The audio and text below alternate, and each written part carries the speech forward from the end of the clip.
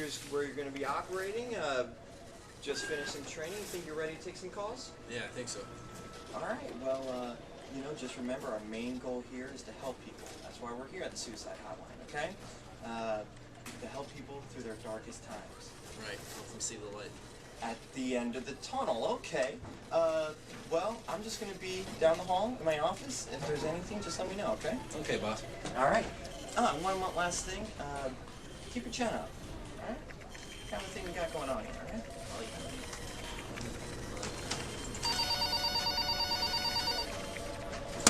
Suicide Hotline, we're here to help. Hello. I don't think I can go on like this. What exactly? What's got you so blue? It's my wife. Cheating on you, huh? Yeah. I mean, is it really a surprise? You're clearly a quitter. Now, how are you thinking about doing it? I took a bunch of sleeping pills. You already took them? How many did you take? I took 4. That's not enough to kill yourself. Look, take a handful of those and wash them down with some booze. If you run into any trouble, then you give me a call. What? I'm sorry, I don't have time. Hey, you're the new guy, right? I'm Eric. No time, Derek. I'm busy helping people. Actually, Eric. But, did you just give that guy advice to better kill himself? No time to talk, Derek. Still not my name. I've got another call. Suicide Hotline, we're here to help. I can't handle life anymore. It's just so big. Yeah, it can be a bitch. I don't know why I called. It might be too late anyway. Probably not. You still have the strength to call me. You may still need my help. Well, I already cut my wrists. Across the tracks or down the street? What? Across the wrist or down the arm? Across the wrist. Rookie mistake. That's just a cry for help.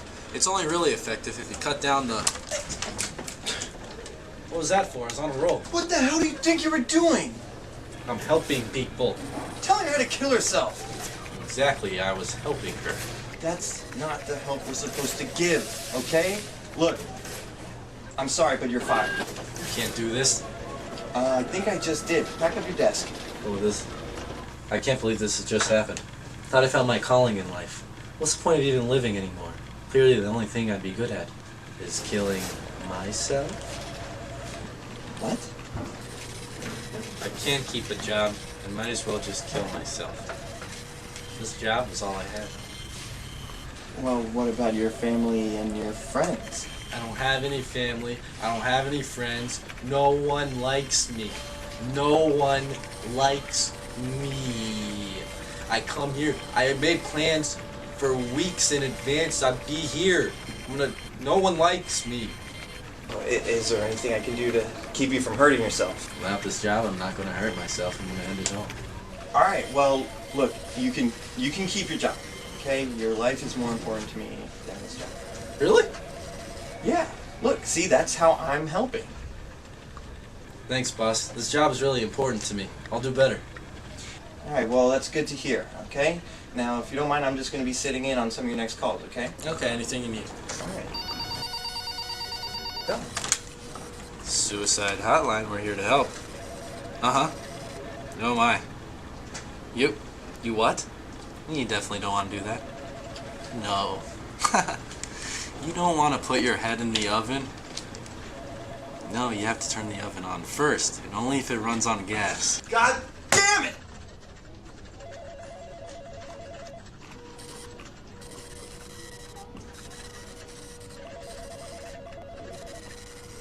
We'll be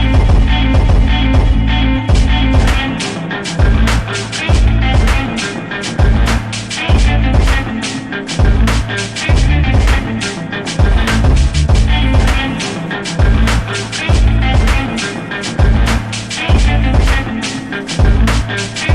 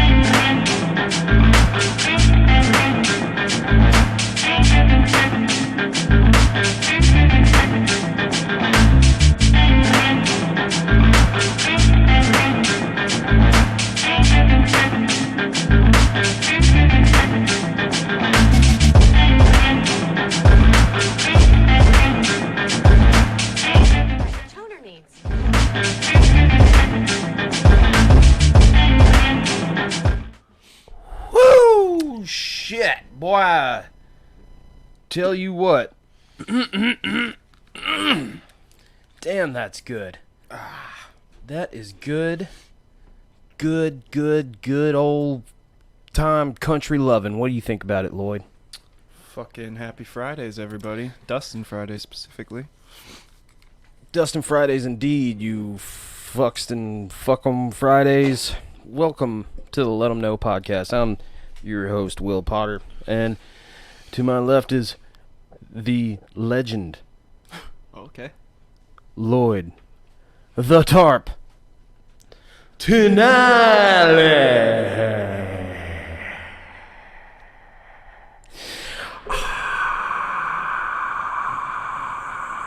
That's the crowd. Not really. There's no crowd in here at all. But that would be the crowd. See, if Lloyd were to follow his dreams. Oh, fuck. Hell of a roll sesh we just had there. Hell yeah. And because of the hell of the roll sesh, today we've got a special episode where we've done what we always do, and we didn't plan shit. So what me and Lloyd are going to do tonight is, tell him, Lloyd. Let's get sloppy. We're going to get fucking hammered. I don't know about you guys. Balls to the wall. Yeah, we thought about some sort of Trivia. like a trivia thing or something. But we were real loose on the rules. I'm thinking maybe. Fuck, I don't even know how to go about it. Well, we'll have people joining us that'll keep us pounding Somebody, away one way or another. somebody come up with some rules that make sense, like maybe a trivia type thing or something that is going to cause me and Lloyd to get fucking hammered because we got to drink. Shoot it. Shoot what? I was trying to think of some things that you say on a regular basis that would cause you to have to take a shot or whatever.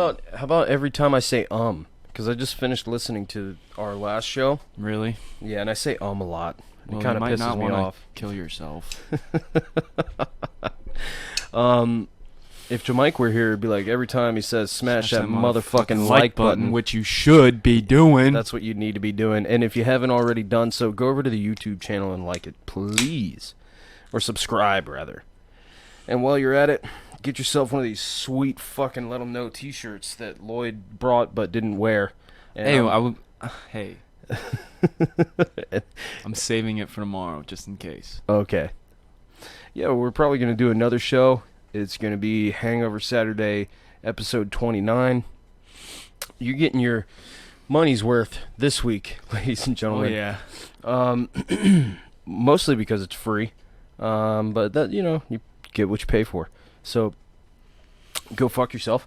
I say that a lot. And then I say, go fuck yourself. That's like 5 shots right there. Go fuck yourself. That's what I do. Yeah, so, we just got done rolling. Lloyd whooped my ass tonight, man. I gassed out quick. I'm fucking haven't rolled in like a month, and I can't make excuses, though. Shout out to Laura real quick. Lloyd's a savage. I hear you. She's rocking the tea. Right there with Fuck you. yeah. Yeah, I saw that Laura got her shirt in, which makes me happy. I saw the picture. It looks awesome. I'm wearing the same one. Fuck yeah. I gotta say, it makes me super happy to see somebody else wearing one of our shirts. It's fucking super cool to me. And, We really just did that, like, as a whim. One post show. What was that? The next morning after well, kind one of our Friday shows.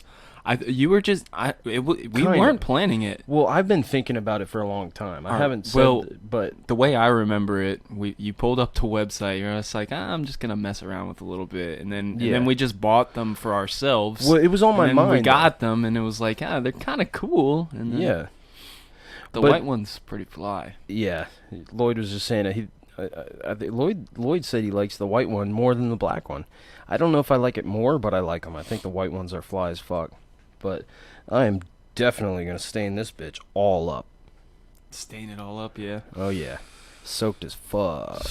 Hashtag That's how we like to stay. Has to stay soaked as fuck. I was soaked earlier. Not in the crotchular region, but We weren't soaked while we were rolling. not soaked. Maybe after, once I got a couple on you.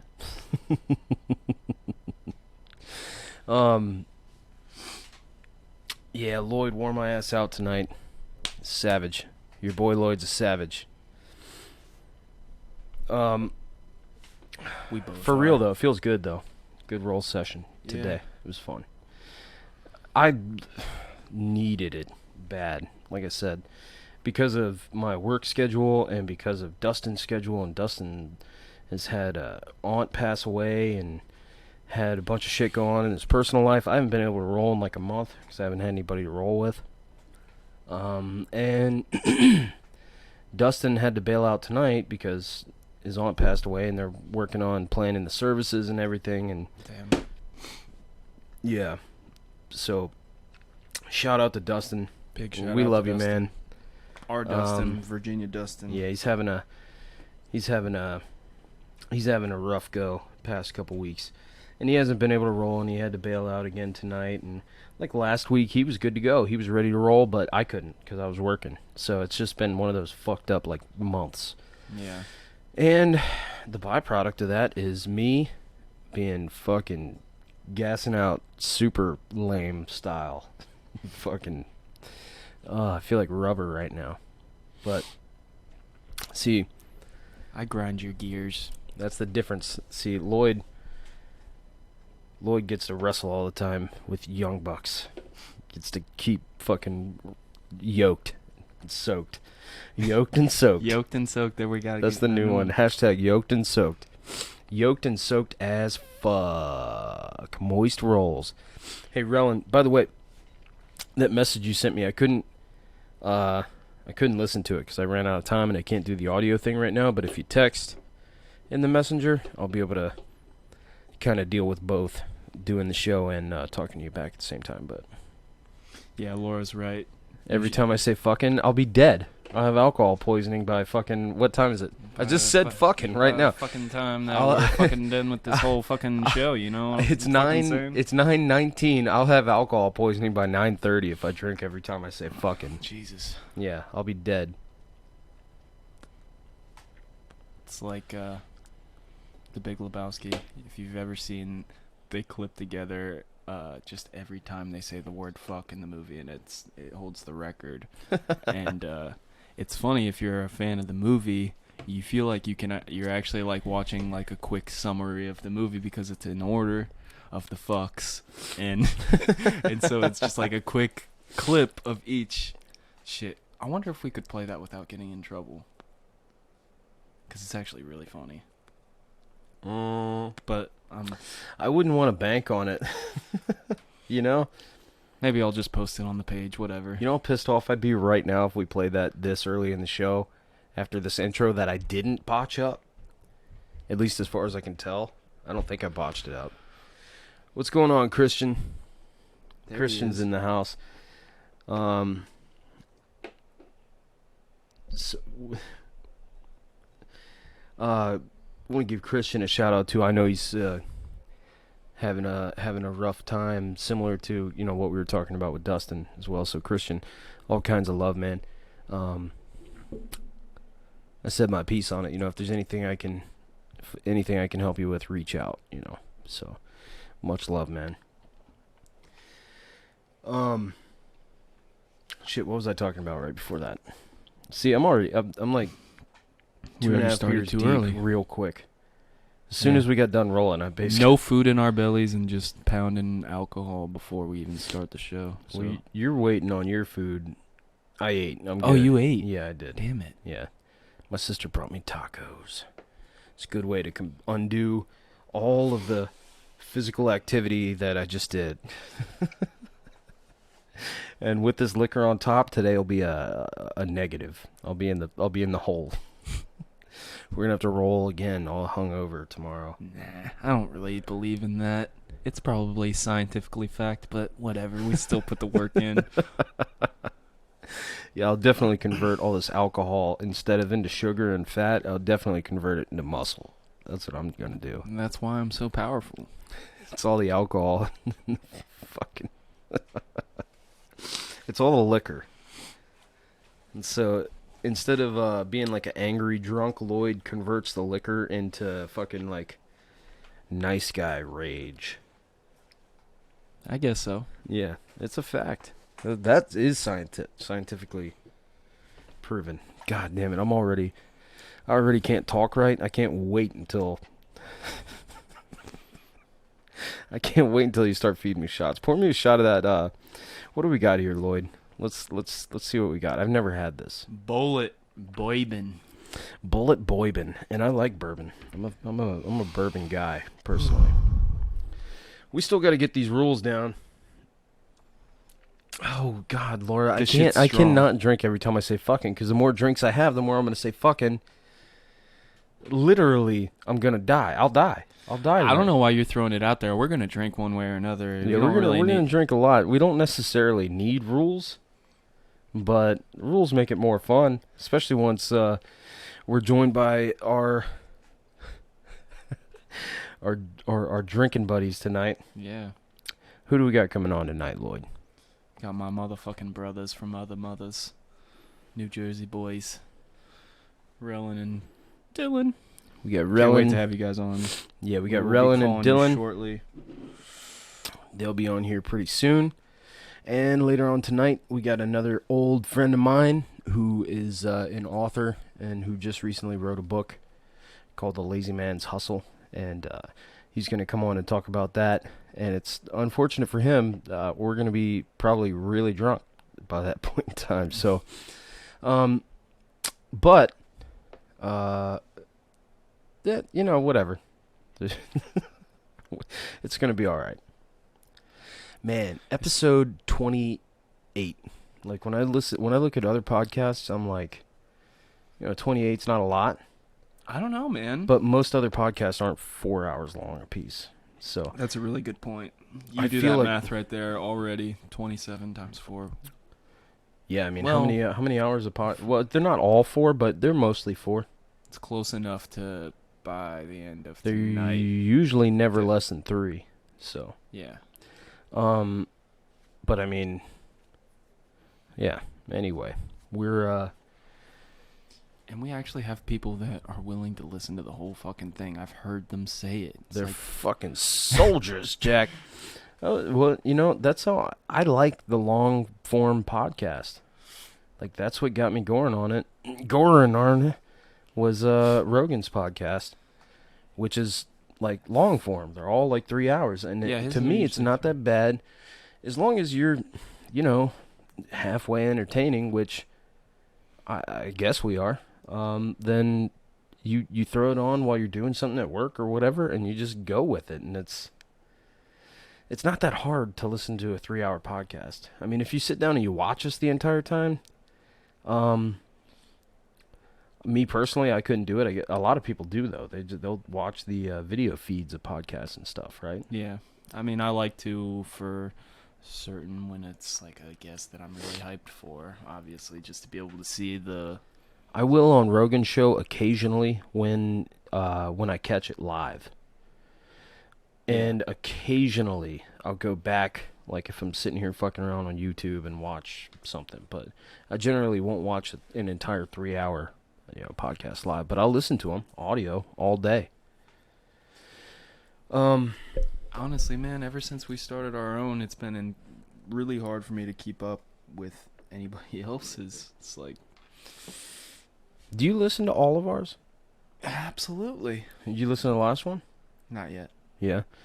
I listen to chunks of just about every single one of ours, but I don't usually listen to the entire thing. Yeah, it can be hard, but Well, sometimes I get pissed off at my own voice and shit. exactly. That's I'm where like, I was going. I'm like, I was. sound like I an was. asshole. I was actually. Why did I just lied? I did listen to the last one because as soon as we finished it, I fell asleep on the couch watching the replay, and I was like, I remember telling you how well I felt like it went.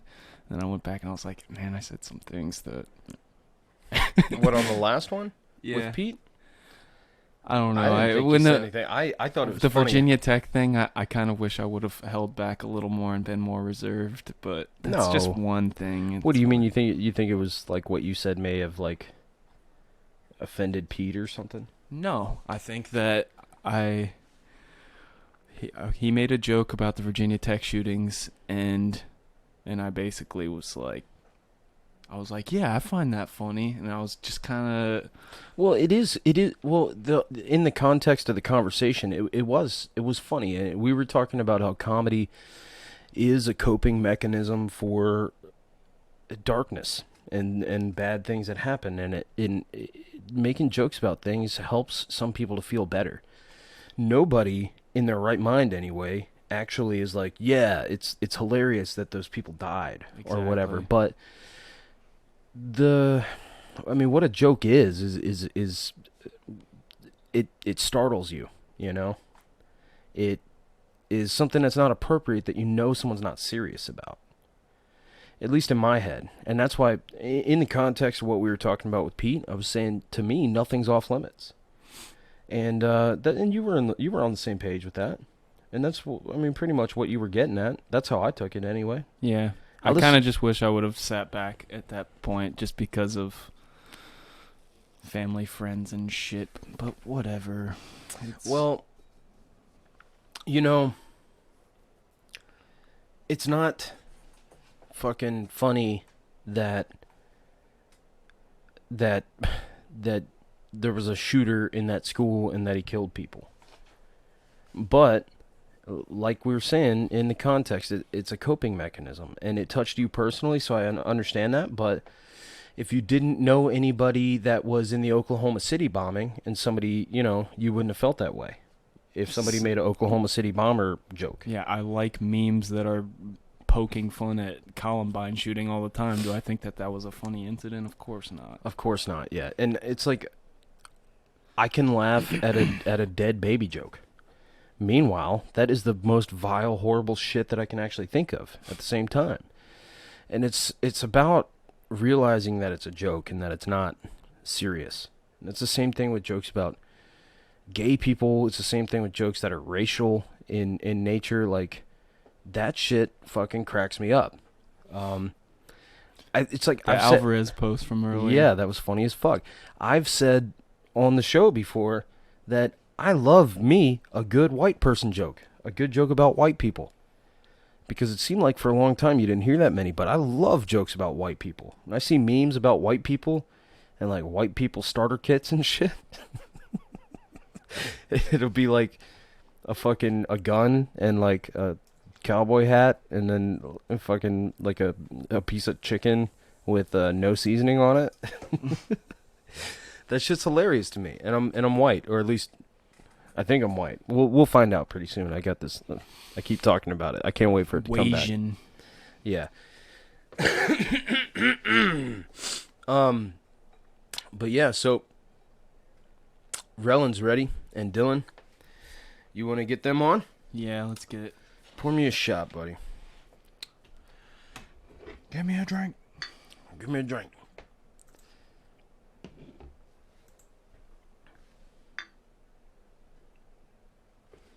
Shout out to Bullet Bourbon. Thanks for getting us hammered tonight.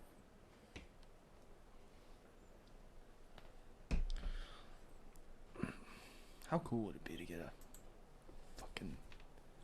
There they are. Hold on 1 second, guys. I'm going to give you guys the best introduction anybody has ever had. All right. Right here, we've got two of the slickest, thickest, baddest motherfuckers on this side of the United States of America. The nastiest, sickest fucking bastards you ever heard of. These motherfuckers smoke more weed than fucking Snoop Dogg and don't suck any dicks at all. Welcome to the show, Rellin. And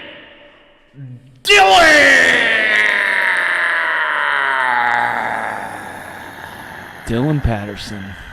What's going on, guys? Oh, shit. What's going on, guys? Heyo, it's good to finally get you motherfuckers on here, my brothers.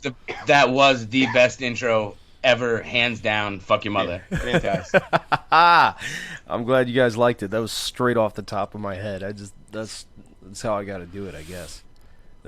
Generally they come out pretty good like that, especially when you add the echo. You add the echo, that fucking makes it. Oh yeah, the effects fucking make the shit out of it, man. We were sitting here listening to it, and Dylan looked over at me all wide-eyed. He's like, "Oh shit, we got sound effects." I can put sound effects on your guys' shit too. Watch this. No, that's all right. We sound funny enough as it is, man. Yeah, we don't need any help. No, we're good. My food is here.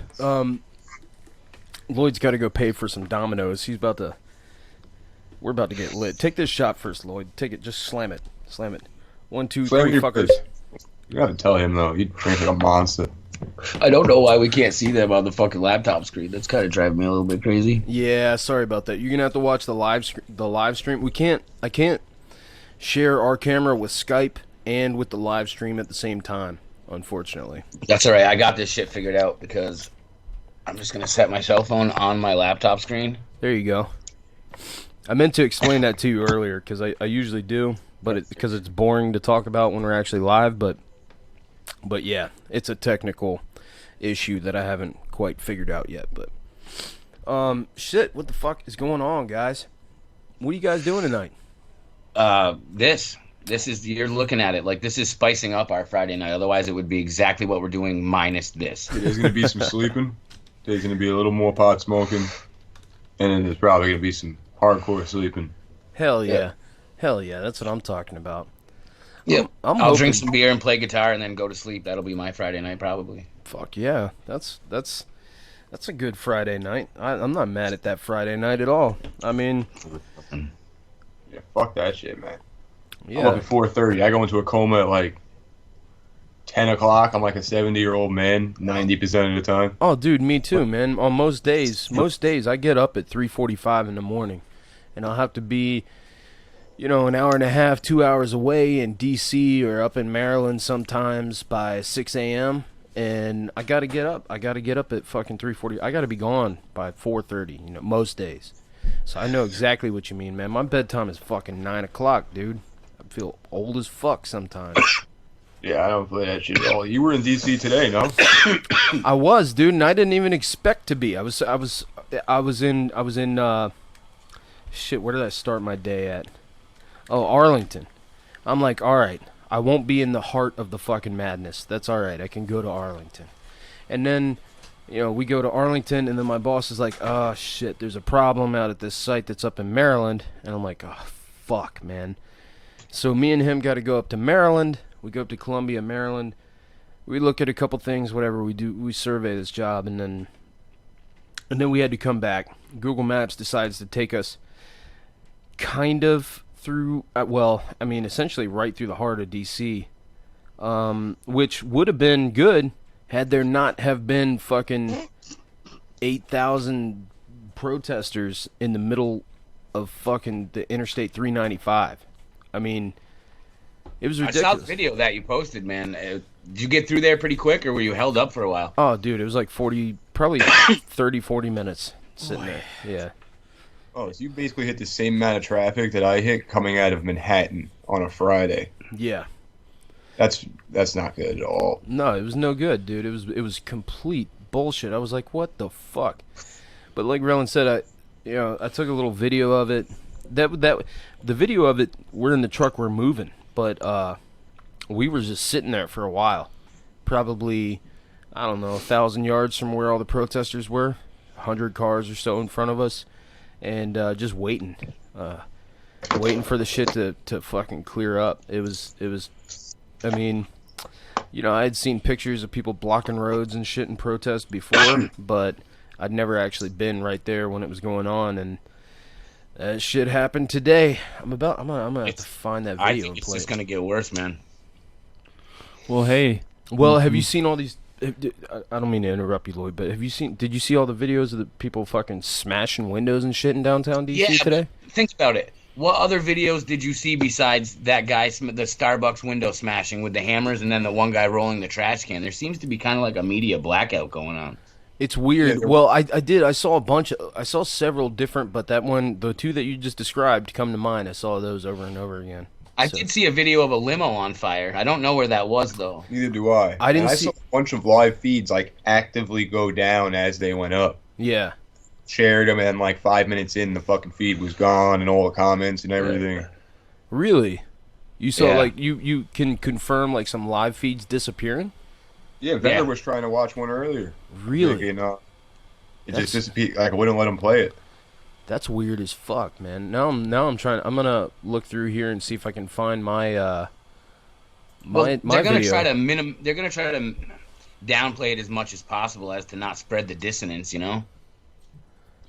Yeah. Well, either way, for the most part, nothing serious to our. I mean, nothing crazy, super crazy went down, and we have foreign friends and shit. And I was joking around in group chats like, "You guys think I should show up because they know I'm in the area?" And like, "No, there's gonna be some kind of bombing, some assassination, blah blah blah." And it's like they said the same kind of shit when Obama got elected for the first time. I mean, that's true. Yeah, I went to Obama's inauguration. It was dope as fuck. I had a great time. Yeah, everybody was super friendly. It was like a great experience all around. The difference to me is that Trump is hated by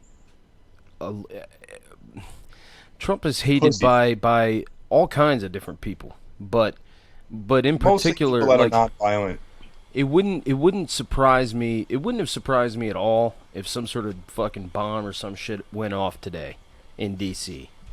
No, wouldn't have surprised. I don't think it would have surprised anybody that pays attention even a little bit. Yeah. No, that's more of like a extremist type of view. And a lot of people that hate him for particular reasons are extremists in their views, but not in their actions, so to speak. Mm-hmm. Like, you don't get Oklahoma City bombings out of staunch Democrats.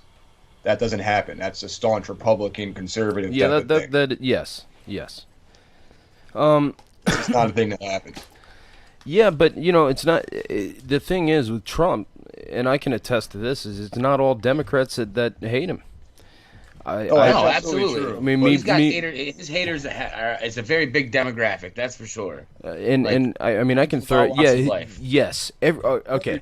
Yeah, it's like. I mean, you could say every Democrat probably hates Trump, but not every person that hates Trump is a Democrat. It's the same concept as saying that every racist in the world is a Trump supporter, but not everyone who supports Trump is a racist. You know what I mean? Yeah. So, but it's like in particular, like I'm, in my own mind, fuck that guy. I don't like him, but I'm not a Democrat either, and I also don't like Barack Obama. So, and we could get into it, but I don't want to get into it. I don't want to talk about that shit.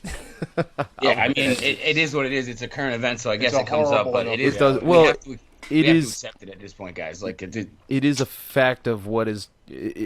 That's what's going on today. You know what I mean? That shit is definitely going on today, right now.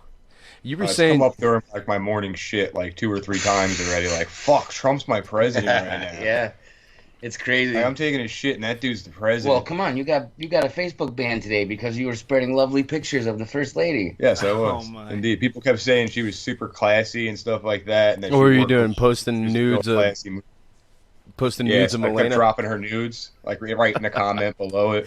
That's hilarious. I immediately got a 24-hour ban, but it was worth it. You can't tell me that that's a giant leap away from any first lady that we ever had, that you can, with a few keystrokes, you can look at the first lady's twat. You can't tell me, period, that they're in love, all right? That's all I'm saying. You can't. No, she's got a credit card, and once in a while he puts his dick in her. It's not really fun for her. Yeah, exactly. She's really good at fucking gluing his hair on. That's probably the deal. Nah, he's got like 4 or 5 people that handle that shit. There's angles on it, man. Yeah, I mean that's all I'm saying. I'm just saying let's not pretend that he's like a super high class moral dude with your standard, what the right tends to go for with Christian, conservative, moral, family values views. But it's not a Romeo and Juliet story. Yeah, man. It's not. That's what he's trying to sell himself as. That's what he's trying to be sold as. But and people are buying it, which I don't understand. I don't understand where that comes from. People are like, he's a good man or whatever. And you know what? Are they really buying it though, or are they pretending to buy it because they don't want to have to speak up against it? I think that a lot of people are willing to close their eyes and pretend.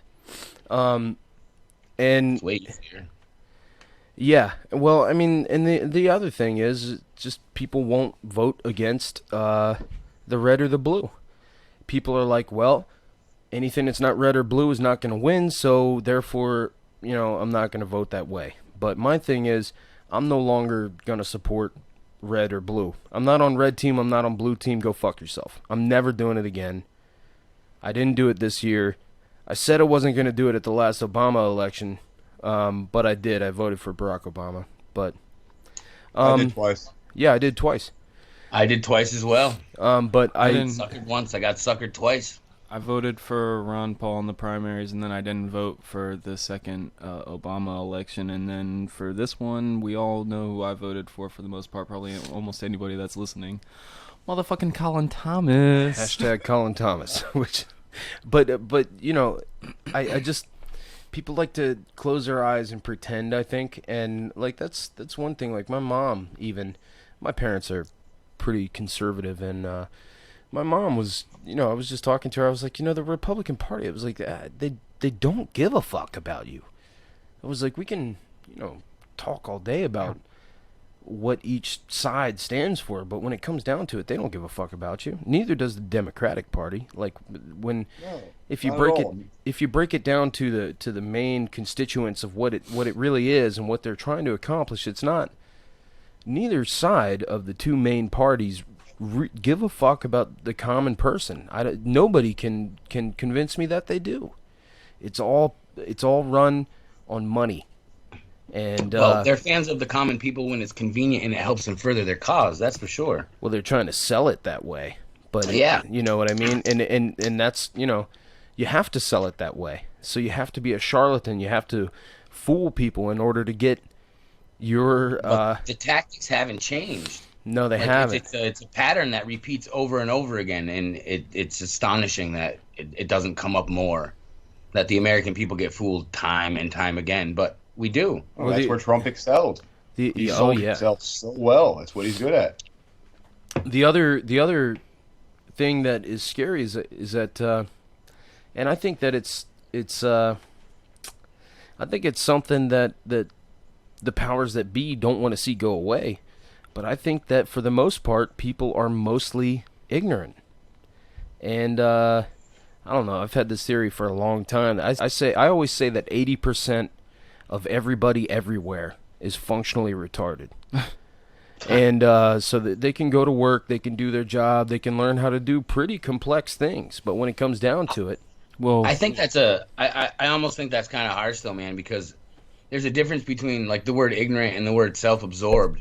But people are just living their lives. Like they have to make decisions every day that they can't think globally, man. They have to think locally, like what works for them and makes their life easier. Yeah. I don't think that necessarily makes them ignorant. I think it makes them self-sufficient and capable to do what they have to do. I think George Carlin said it best when he said that think of how stupid the average person is, and then half the people are even stupider than they are. Yeah. And that's kind of where I am on it, but in a way, I should clarify that I try to put like a funny spin on just about everything. So when I say functionally retarded, that's like a grouping of words that to me just sounds hilarious. But I do honestly kind of feel that way. I think most and I don't mean it in a mean way. Like people can still be nice, good, hardworking people, but not know shit about. No, I understand what you mean. You know what I mean? So absolutely, I would definitely put myself in the category of functionally retarded, man. No, most people don't think further than like dinner after work, what they're gonna watch, and what they're going to do the next morning. I think what the main point I'm trying to get across is I don't think that most people really have critical thinking skills, and that they will take something that they see and run with it. So they'll take it at face value instead of looking deeper. And part of that reason is that you don't have time to know everything. Nobody does. Nobody has time. Absolutely. And there's definitely a certain allure to something that's different, because it's different, and maybe things will be different if you go for it. You know, and there's a whole bunch of Trump supporters who are gung-ho Trump because of how radical he is, and maybe some changes will actually occur. Like, they're not thinking long-term, like maybe they'll be bad instead of good. Yeah, well, I mean, in a lot of ways, I'm hip to that, to the radical aspects of, like, you know, changing things. But the fact of the matter is that instead of or at least my perception is that instead of, I mean, essentially, most things that I've heard come out of his mouth, they end up being the opposite when it comes down to it. Like this whole drain the swamp mantra that everybody's had. Meanwhile, he pulled Swamp Thing out of the 1950s, cloned him, and then fucking appointed him to as a cabinet fucking 12 times or whatever. I mean, have you seen these interviews with these people? Nothing. With They're fucking hilarious. Jeff Sessions and this other. It's amazing. Unintentional comedy is always the best comedy. Yeah. But these are the people that are in charge of shit. Yeah, like education for children. Yeah. Meanwhile, dude, I don't know about you guys, but when I was in 6th grade, the farthest thing from my mind was fucking Grizzlies. I don't know. I lived in the Northeast too. Like, that is a strange thing. Like, to me personally, I have an argument for, like, if you have a trained police officer as a school resource officer, a guy who is trained in child psychology and has a mild demeanor and is not some fucking gung-ho guy with PTSD, former guy who did, you know, that's fucking 23 and did a tour in Iraq and shot fucking 20 people and is quick on the trigger. If you have a guy that's like, my dad's a cop. My dad was a school resource officer. what the fuck was that? Somebody's shooting over here. Holy shit, something just blew up somewhere. You serious? Yeah. See, that's what I'm talking about. That's that dirty bomb. But anyway, up in Jersey for no reason. But I mean, my dad is a cop. My dad was a school resource officer, and my dad's a level-headed dude who's smart. And if you put my dad in a school armed with a gun, no child is ever going to be harmed by that gun. But I'm telling you right now, if somebody busts in that school and starts shooting people, my dad's going to be the first guy that's going to put his life on the line and fucking kill somebody that's doing some dumb shit. So I got no problem with something like that.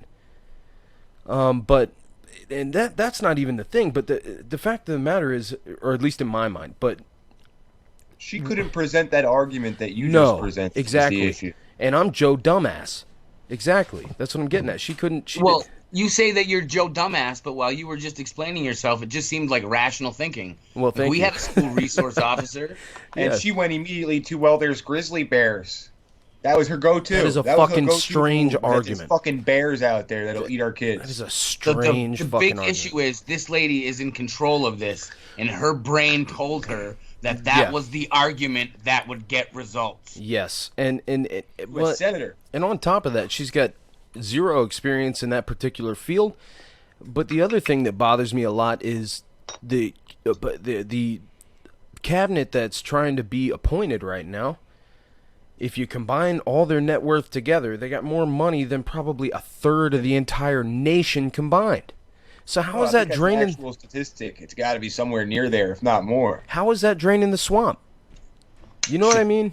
I don't know. Siphoning it into the fucking golden pool of rich people. That one particular woman, DeVio, for education, her family alone had donated something like $250 million over the years. Like, that's a little bit telling about why you're possibly getting this job when you don't know anything about what it actually entails or what your responsibilities would be or anything with regards to your position. Yeah. Clearly the money is what got you that gig. It's just... It's like blatant bribery. It just seems like it's the exact opposite of the drain Well, the you can't swamp blame them. mantra. You know what I mean? Yeah. You say Yeah, drain the absolutely. swamp, and then you do literally like as close to the opposite as you possibly can. It doesn't make sense to me at all.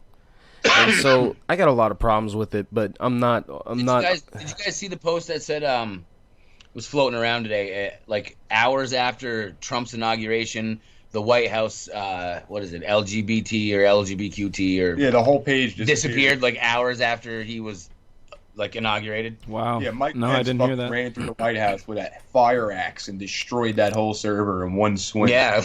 Yeah, Jesus Christ. Dude, Yeah, I he mean, wore like a He-Man outfit too. You know he fucking did. I don't The know only what. time he's ever raised his voice in his life was to scream his way across the White House lawn to destroy it. Anything with a rainbow, anything with more than 2 colors got burned immediately. Yeah, it needs to be fucking white and off-white, and that's it. Yeah. Black is fucking whack. I mean, I just, Not my opinion. That's me stating what I think Mike Pence thinks. Please don't fucking lynch me. oh Jesus Christ, the Mike. We're taking it out of context immediately for a but quick Yeah, clip. a lynching. Well, everybody's looking for a lynching, man. I don't want to be the first victim. me neither. In fact, I'm probably gonna shut down our website after this because I can't be. I gotta Buzzwords. delete all We these said videos. buzzwords, I've guys. said all kinds of crazy shit, especially tonight. Tonight's gonna be nuts. I'm fucking getting here. Pour me another shot, Lloyd, please. Anyway, we gotta get off this fucking topic, or I'm gonna All right, just shoot stop. myself. But Dude, this shit gets you feeling it quick. that's a pretty smooth bourbon, man, and I like bourbon. I'm a bourbon guy when it comes to liquor. Even though I'm not a huge liquor guy, but I am a bourbon guy. When I do drink liquor, anyway. God, I'm a big bourbon fan myself. you get one bad experience with vodka. Or 100 bad experiences with vodka. Oh, Jesus Christ, man. I can't. I've had one really bad one when I was like 15, and I can't fuck with vodka. My Not good Fleischmann's whiskey was my first horrible, like, being drunk experience. Oh, Jesus. Rot gut whiskey. Oh, We made Jesus. 7 and 7s in a basement. That was my first horrific drinking experience. Seagram 7 and 7 Up. Yeah. Oh God. First thing I ever got drunk off of was 151. Can you believe that? That'll do Ooh, it. that's a rough choice for your first That had time. to be a quick fucking beginning and end to that. It's not like I took Jesus, much. Lloyd. 2-3 shots on fucking 14-year-old 90-pound Lloyd. 14-year-old's damn right. 90 pound is way off. How much did you weigh? Dude, 70. I cut a shitload of weight to be 130, the 112 pounder 112. for varsity as a freshman. Yeah, I was just. I started off probably like 135 that year. A little chubby, baby fat, middle school kid. And yeah, And it was in like that same year you were drinking 151? during the season actually. Wow. Reckless as Ooh, that's a shit. big- Bad friends. Man. Bad friends. or good friends. Yeah, You I know. guess. It first- led me here to this now. If you didn't I don't know, have man. those, I've drank some pretty horrible liquor with you, and we both hated it, and we just powered through it. you I want know to. exactly which exact bottle you're referring to. That fucking gin. So me and Jamike have. Well, Ew. I'm just making this up as I go. This is not true at all, but we may have distilled some, or probably didn't though. Allegedly distilled like some 160 proof corn liquor on What? negative, or we never did that actually. But Right, no. but when you drink it, whoo, a little loud on the mic. See, that's so you know I'm getting drunk. I'm fucking start doing dumb shit. But That would have made L.A. proud right there. but yeah. Scoozy. Telling you, man, that Virginia corn liquor, theoretically, that I've never tried or distilled or anything, is that's something else. You have a jar of that at 100. I don't dilute it. For me, I just do it straight. And it's got a little. Does it take your breath? Yeah, man. I mean, if you take a good gulp of it, yeah, it's gonna. But Yeah, I've I had would some- immediately throw up. It would be horrible. Dylan's not much of a drinker. I'm not big on liquor, but well, I mean, I'll put it this way: I'd have a mason jar of that. This is all, this is not actually true. I'm just making this hypothetically. I would keep a liquor jar of that, or a mason jar of that in my fridge, and it would take me probably 3 months to finish it. I mean, 160 proof. You take 2-3 shots. You take 2-3 shots of some 160 proof shit, and you're all right. You start going much past that, and it's like, maybe you made a mistake. I used to buy Everclear on a somewhat regular basis when I was in college. I went to school in Norfolk, Virginia, where the biggest fucking naval base in the whole goddamn world is, and I still had a valid military ID at the time and would go on base, and they have the fucking best deals for liquor. And You had a military ID? yeah, as a civilian, my dad served, so Oh, because your dad. anyways, go on, get that Everclear, and just make mixed drinks with Everclear, and ooh, that shit is dangerous. Oh, yeah.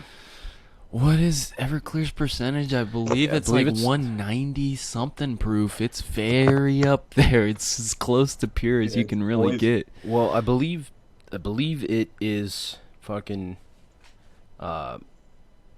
Jesus Christ.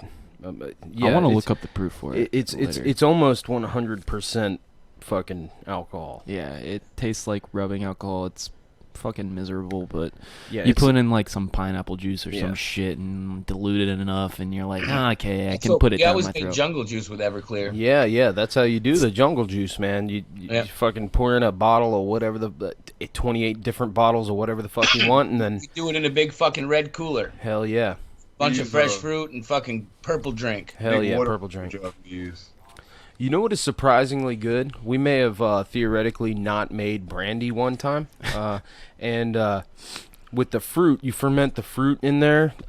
We didn't do it, but I saw a YouTube video. But it, when you taste it, the guy on the YouTube video described it as being like, it was almost like soda, but it was like beer soda, but with fruit in it, and it was actually just the mash. Before That you sounds kind of faggy. before you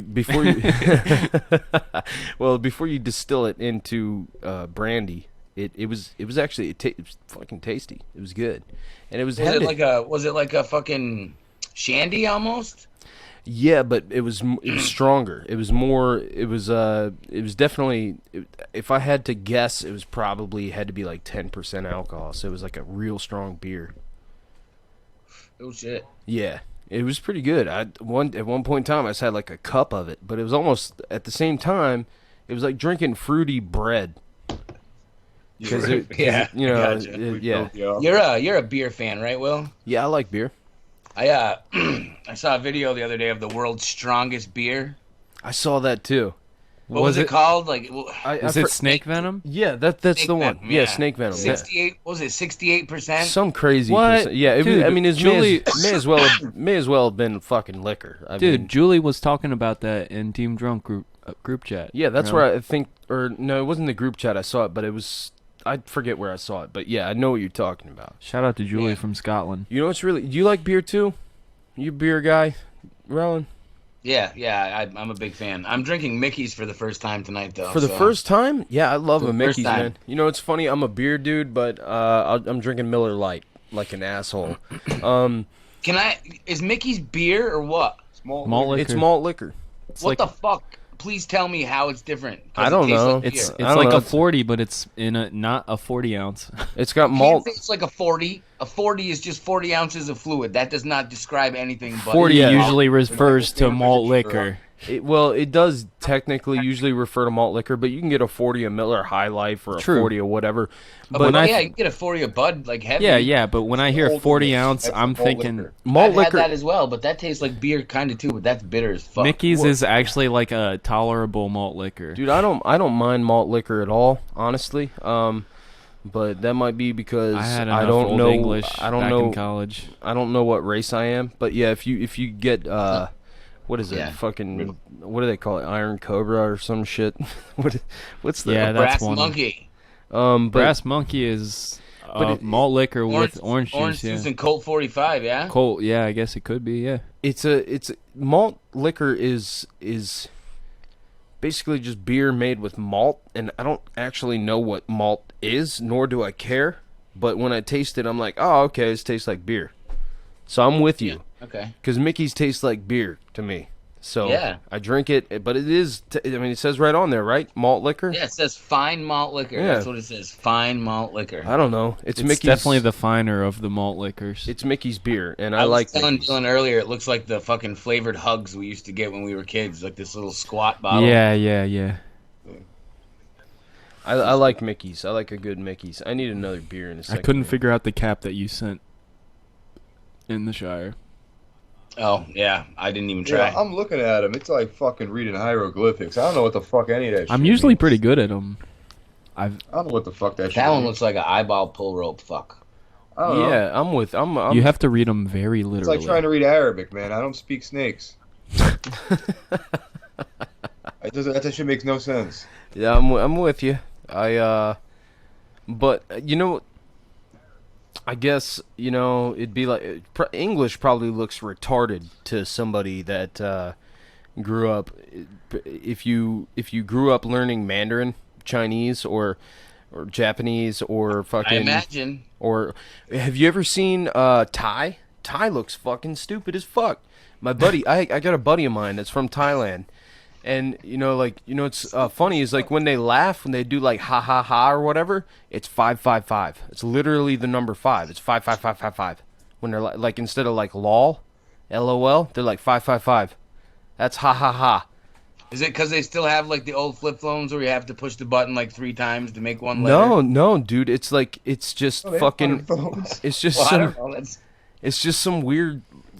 Like 5. I don't even know what it is, but our number 5 is a completely different thing in Thai. Well, our number 5 is their number 5. It's a fucking number, though. Numbers are universal. Numbers aren't universal. There's Apparently not. If there's in fucking Thailand, the 5 means ha. There's Asian symbols that represent numbers that are completely different. Like Well, then they're just being silly. You're right. We were here Yeah. first. They should just convert to metric. Yeah, exactly. Like America.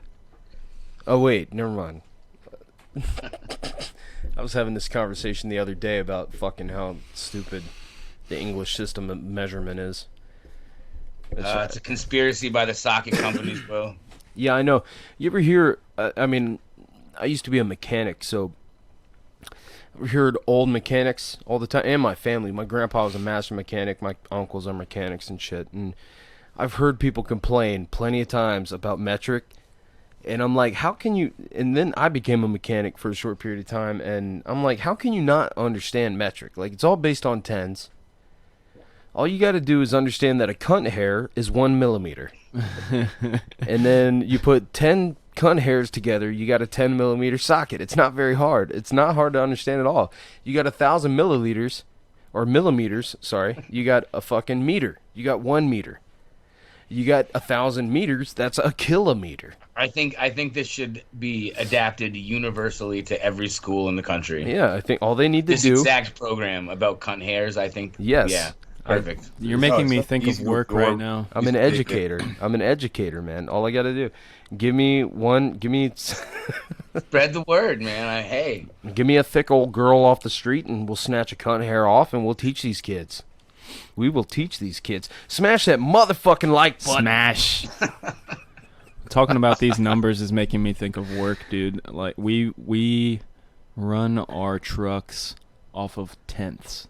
Dude, Lloyd, that one fucking picture you posted at work today with the fucking, you're like, I'm not sure my fucking last customer's going to be in a good mood with the fucking Hillary bumper sticker. Yeah, that was funny. That shit was great. That was fucking funny. Hey, I was goddamn hilarious today. What can I say? Also, I just gotta. Well, I wouldn't go that far, but I gotta. Ooh. I gotta address. I had Laura. a couple good things. I gotta address Laura real quick. She said, "I've heard so many fuckings, it's ridiculous. Maybe you would end up with alcohol poisoning. You're goddamn right. I told you. I tried to tell you. That's why I talked him out of playing the game. I tried to tell you. I say fucking fuck.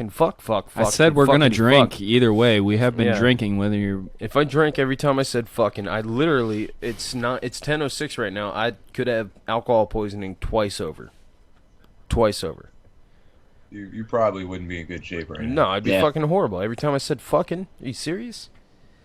It'd be bad. I have a problem. And you know what? You know what doesn't help when I read articles that are like people that curse more often are super smart. Then I'm like, hell yeah, fuck yeah. Actually, fuck yeah. You know what I mean? Fucking shit ass cunt, bitch ass, dick hole titties. You know what I'm talking about? Cunt hair, bitch ass, fuck. Motherfucking bitch ass, cunt ass, slut, hoe. Wow. Exactly. Yeah. We're speaking a different language over here. Just getting your point across, you know what I mean? You know, you gotta tell them. Sometimes you gotta let them know. Is it weird that listening to you guys say those words makes me like need a wet nap for some reason? Like I feel. I can't. What are you salivating or are you yoked and No, soaked. I just feel a little bit tainted. Like you're just throwing these words at me, like old cunt ass. I don't even have time to absorb them. Old cunt ass, Betty butt, slut ass, fuck. Fuck yeah, I don't want to be her. Yeah, no, I'm a construction worker, and you're just the casual usage of these words is. I'm a construction worker too, man. So I know, but you got no feeling behind them. You're just like, well, it's like you're listing your groceries. Yeah, they're rolling off your tongue like, yeah. What you got at the store. Like, they're rolling off my tongue like old fuck ass bitch, old Betty cunt, old bitch titty. You know what I mean?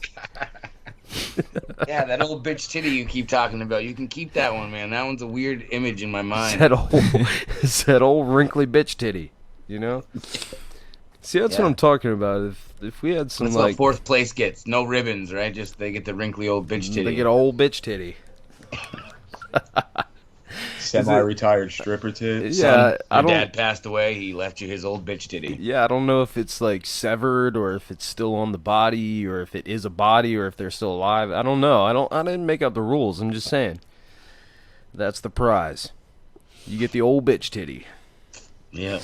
Old severed ass, cunt ass, bitch titty, fuck old Old fuck titty. severed ass, cunt ass, bitch titty. Nobody wants that. Oh, that's terrible. It's just, what are you going to do with it? Well, what's that the prize for, though? What's that the prize for? Being the most...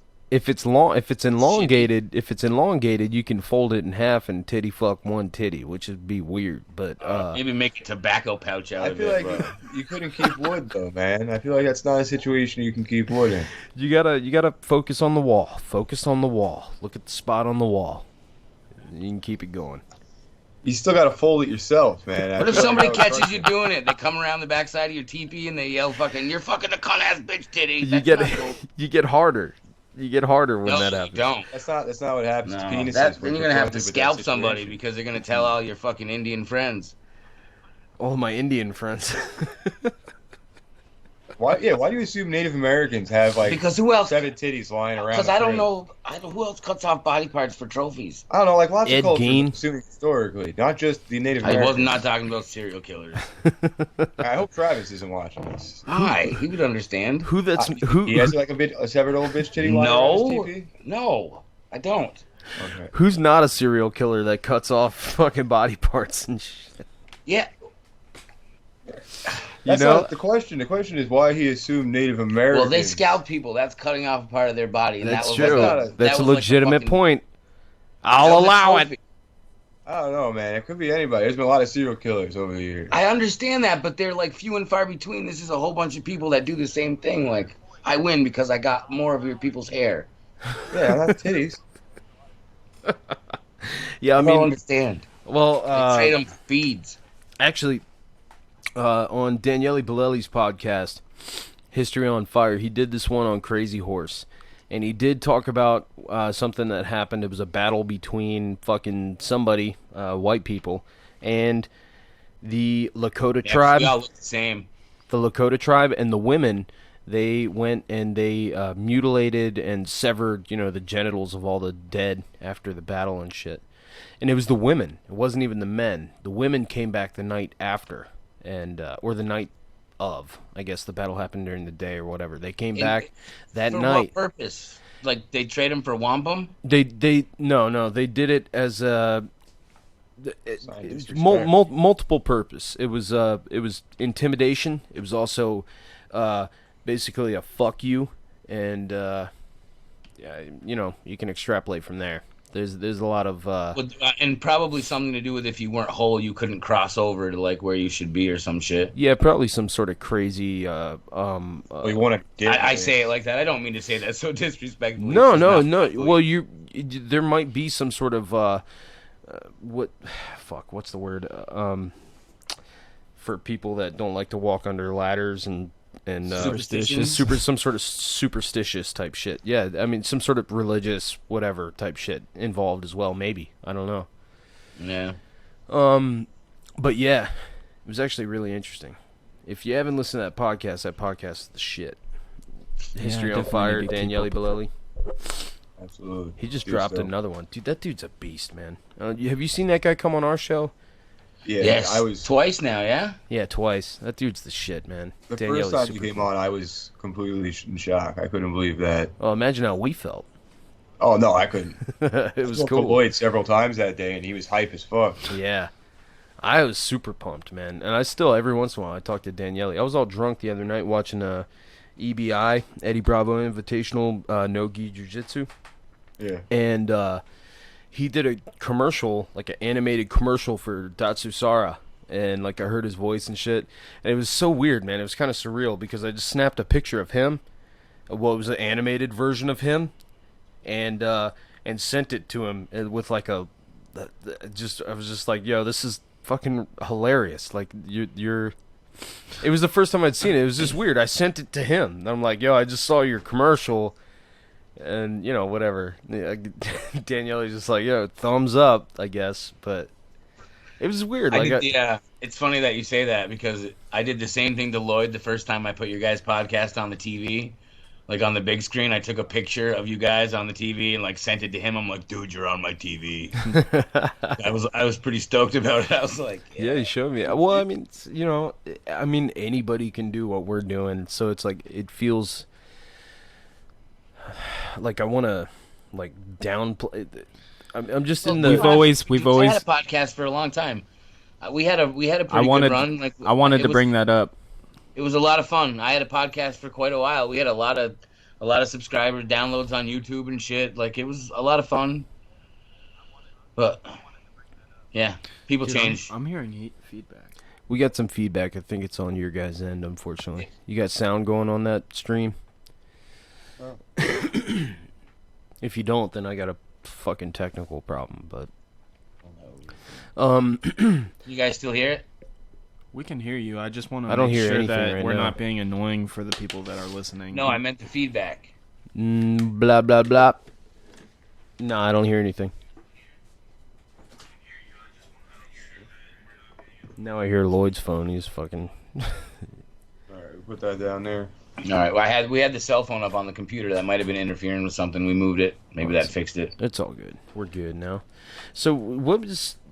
Lloyd told me about that before that you had a podcast before. So what was like the subject matter of your podcast?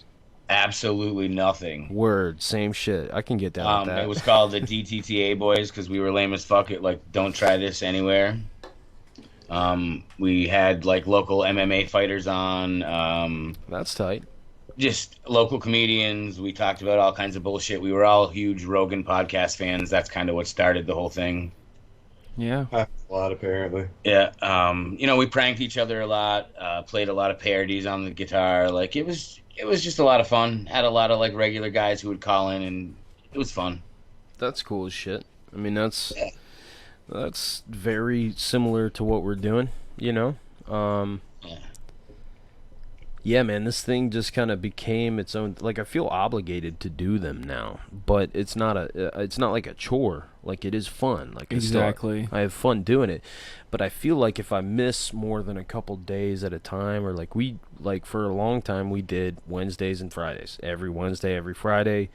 We didn't miss that many, but now, like, I don't know. I don't think Fridays are the best days in the world to do it. Right. But like if I'm, you know, I mean, I'm pretty set on doing even another one tomorrow. I want to do another one. Well, the best part about it is that you guys usually post like the next day that episode is on YouTube.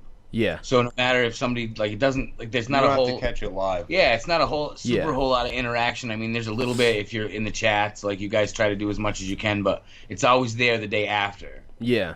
That's the beauty of it. So Yeah, we pretty much always post it, or rather, I pretty much always post it the next day. I usually get to it by the next day. Yeah, man. I don't know. We got it going on YouTube. We got it going on fucking. I mean, you can get it on iTunes, dude. It's weird, man, to me that you can get our show on iTunes. Yep, that was a huge trip for me as well, man. Yeah, it's a trip for sure. I'm just like, you can get my show Even on though all you iTunes? have to do is like jump through a couple of hoops and like fill out a couple of forms and click a couple of buttons. But Exactly. It's still crazy. It didn't take very much at all. Like, I mean, it didn't take very much work at all, and that's what I was getting at. Like, I'm really lucky because I just get to show up and he does all the fucking dirty work. I try and help out Lloyd, as much. that's exactly how I was, dude. The guy who did the podcast with me, Sean, he did all of the work. We just did it at my place. That was kind of it.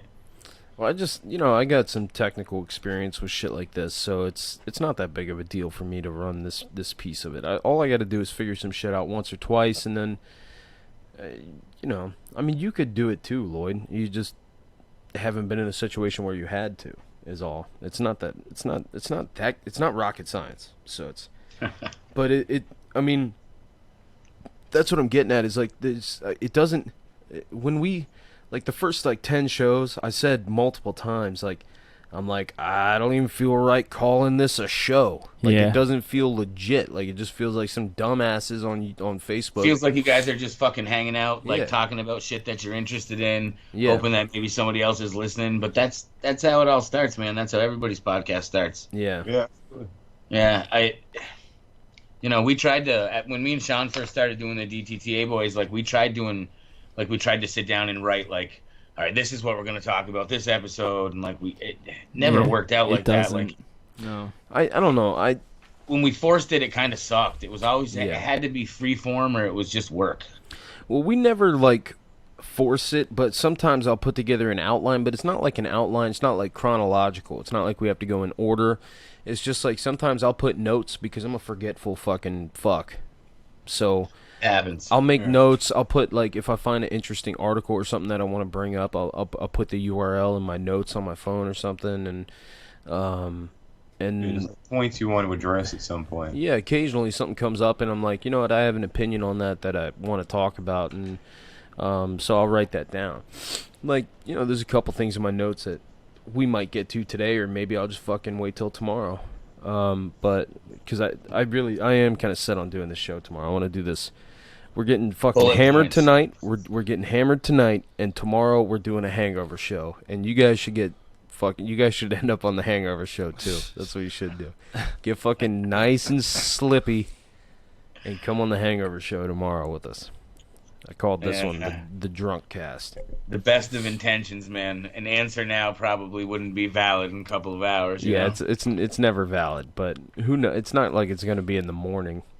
I mean, it's gonna morning be is kind of a loose term. You can kind of just a Saturday morning for me. That starts at about Before noon. dark. Yeah, Before yeah, dark. yeah. Before nighttime.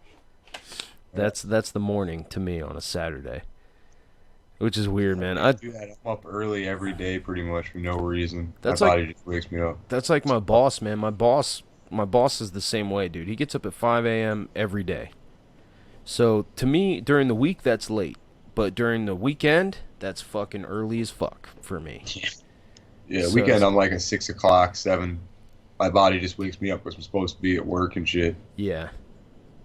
I can't do that. If I don't have to work, man, because I only get like during the week I get like, I don't know, 4 or 5 hours of sleep is like probably a normal amount, maybe 6 if I'm lucky. And then a weekend, man, my body just sleeps. I just sleep. I'd been going night owl mode for a solid week and a half, just not getting any sleep. And yesterday I got home from work. It was somewhat of a strenuous shift, and I just fucking start taking my nap at 5 o'clock, and the nap turns into Yeah, you told me earlier. Sleeping Beauty until time for work the next day, and I feel fucking great.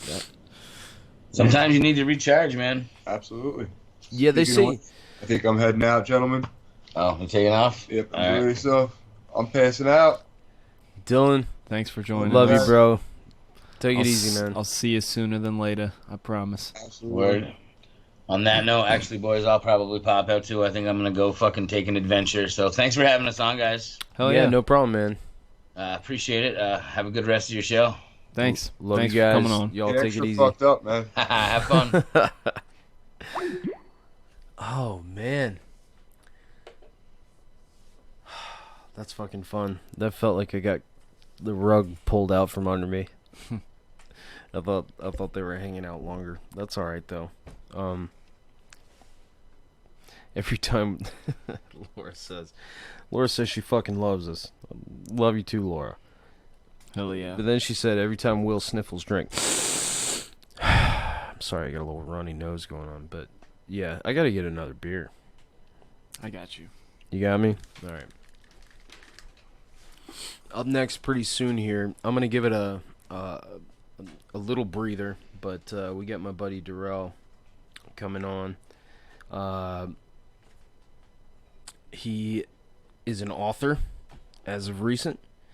Wrote a book called The Lazy Man's Hustle, and I want to bring him on. I've known him since we were in like 4th grade, so we're just gonna bring him on and talk a little bit and see where that goes. I just sniffled again. I'm gonna drink. I'm drinking. So, oh jeez. Like I said, rug just got pulled out from under me. It's all good. Over here. Get that shit out of there. Yeah. You right, Lloyd. Otherwise, it'd be like the other show the other night, when it just sits there for an hour. Just leave the screen up for no reason. So you haven't had that much work this week, right? It's kind of. I had a full week. Just I had you Wednesday did? off. Oh, okay. But I worked Sunday, so that's why. I usually, if I get a weekday off, that means I work a weekend day. They try and give us every other weekend, meaning I get a Saturday and Sunday, but it's usually 6 days a week, 5 days a week, 6 days, 5 days, 6 days, 5 days. I don't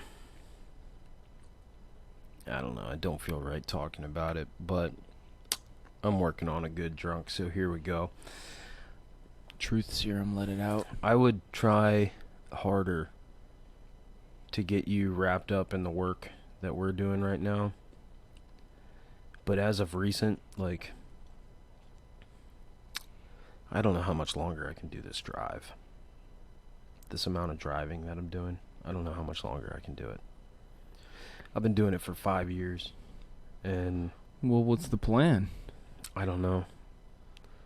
Gotta have a plan before you back out. No, believe me, I've had a lot of jobs, so I'm not going anywhere without a plan. I can't afford not to have a plan, because I got a mortgage and kids and all that shit, and I gotta have a plan. I gotta have an exit plan. And that's why I haven't done anything with it yet. I haven't told anybody besides the entire internet right now. Yeah. Well, really, right now it's 6 people, but but I can't, dude. Jesus Christ, it's like a minimum of 2 hours of driving every day, and you don't get paid for that. And then if I go to DC, depending on what time I go, but sometimes we go to Maryland. Like, I just spent all the last 2 weeks putting in fucking 10 and 12-hour days on top of 3 hours round trip driving, and literally right now, like, today was the last day of our pay cycle, 2-week pay cycle. I'm at like 98 hours plus 30 hours of driving. 30 hours. And Jesus Christ, like I just don't think I can. I don't know if I can deal with it anymore. It's driving me nuts. I like who I work for. I like the company I work for. I try to do my best, but Jesus Christ, dude, that fucking drive kills me. I mean, I don't know. It's like I feel like I would take a big pay cut if I could be a 5-minute drive from where I'm going every day. It's like I'd almost rather like work at a gas station at this point in time and not make anything. But I have to make a certain amount of money to be able to afford my house and everything else, and I don't want to take a step backwards, and I'm not going to, believe me. But this commute, man, and it's just shitty because everyone that works around here, really, if you want to make money, pretty much everybody commutes. Like, it has a major commute. Well, I see it happening every time I stay over and drive back towards where the big city business is every time. And, yeah, it's very apparent that they're all flowing into that direction. But, shit, man, I don't know. It's just a more fucking more of that hive can be. Dude, I don't know, man. It sucks. You're closer. You're in it. You're up in the shit. What do you drive in the morning though? Like when you go to work, how far? Nothing. I drive nothing. I drive not even a mile to work, hardly. Do you drive a truck or do you ride? Like you go out with a crew, right? We drive trucks, yeah. Do you drive big trucks? Ass trucks? No, I'm always shotgun. Okay. The thing is, man. Yeah. At our job, I've already picked up on the fact that the drivers make just as much as the guys riding passenger, and they have extra responsibilities. Yeah.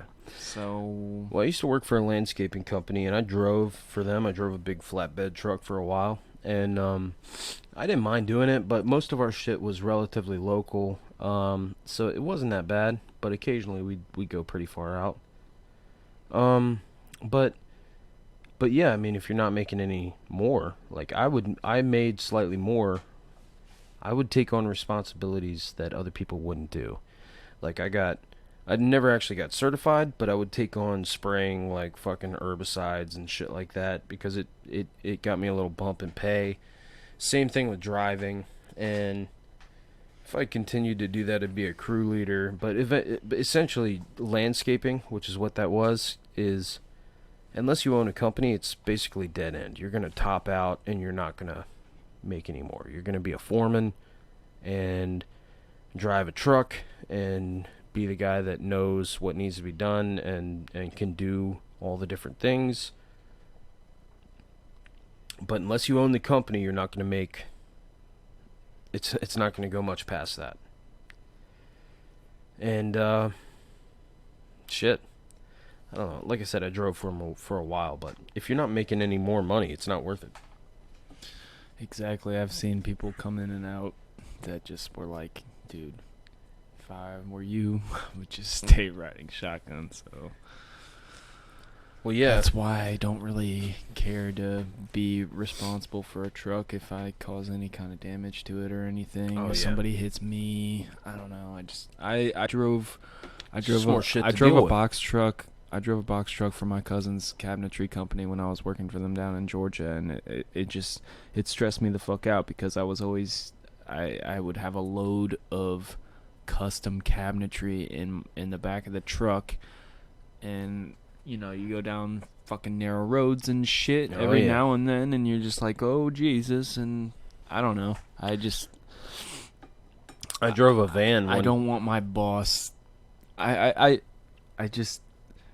have I guess I have little faith in my driving skills to be driving a big ass truck when I had a little experience with it, and I never messed up the old box truck at my last job, but I just don't even want to have to deal with it. I don't know. It sounds cowardly, I guess. No, not really, man. If you're not getting paid extra for it, it's not worth it. It's not. It's just not.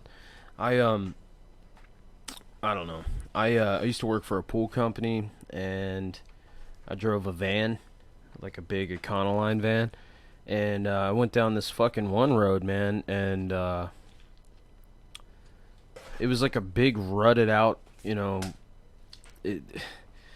the sides of the road, it was like you were almost in like a dry creek bed with a little bit of gravel in the middle. It was super fucked up and ruddy in Loudoun County.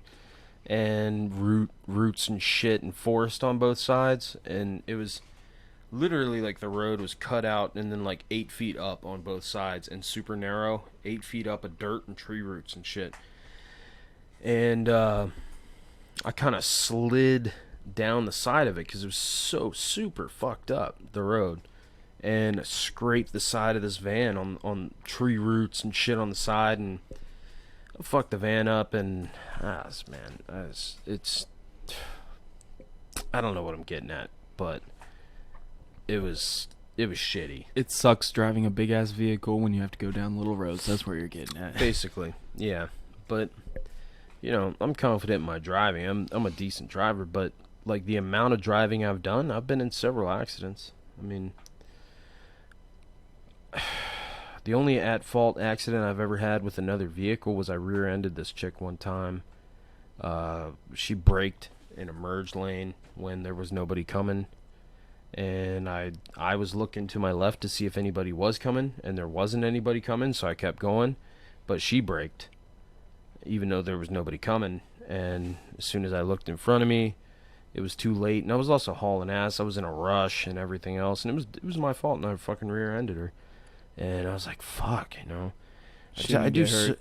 No, nobody got hurt, but damage to, my truck and to her vehicle and everything. And I was just like, man, I'm so, like, wound up trying to not be late to shit and fucking in a hurry, and I was like, I just do so much driving. It was like, you were asking me recently how far of a drive I have to work, and I'm joking around. It's hardly a mile. It's more than a mile away. It's really fucking close. You're just saying it's close. It's really fucking close, and there's a bunch of fucking stoplights on the way, and there's always school traffic. Basically, in the hours in the weekdays that I work, because of the time you start and everything. Yeah, early in the morning you see school buses and shit, and I'm fucking hauling ass, and it's like, fuck, brake. Yeah. There's a school bus right there with the stop sign going up, and you're just like, fuck. Try not to be like too reckless, but I gotta get to work on time. I've been getting them up my ass. It's funny, I live so close to work, and I'm always the late one because I want to get that extra last minute in before I have to get there. Because, you take advantage of the fact that you live so fucking close. It's like, yeah, I'm going to sleep in until it's like 5 minutes till my shift, because I can make it if I fucking jump out in my work clothes out of bed. And not that I actually do that, but, That's some bachelor shit to do. It's funny that it seems way easier to get to work on time to me when you live further away, actually, because you gauge it out like, okay, well, there's gonna be shit that I'm gonna run into that I'm not gonna be able to fucking work around. Well, yeah. So to me, it's like I live fucking right up the street. I'll get there in a couple of minutes, and it's like, yeah, well, you don't hit that light right when you think that you might. Yeah. And that shit adds up, and you're just like, fuck. Well, for me, it's like I'm speeding like a motherfucker for my tiny ass commute, and then for me, still haven't gotten pulled over for that. So God bless. I bank on there being like an average amount of time to get to certain spots, and I have a little bit of a grace period, but for the most part, I'm on time. So, but it if I know that, like I was saying earlier, if I'm going to DC, and if I'm gonna be there at 6 a.m., if I don't leave my house at 4:30 at the latest, I'm already late in my mind. Exactly. So, and even if I am late, for the most part, if I run into traffic for some reason or something, I'm gonna be like 15 minutes late, you know.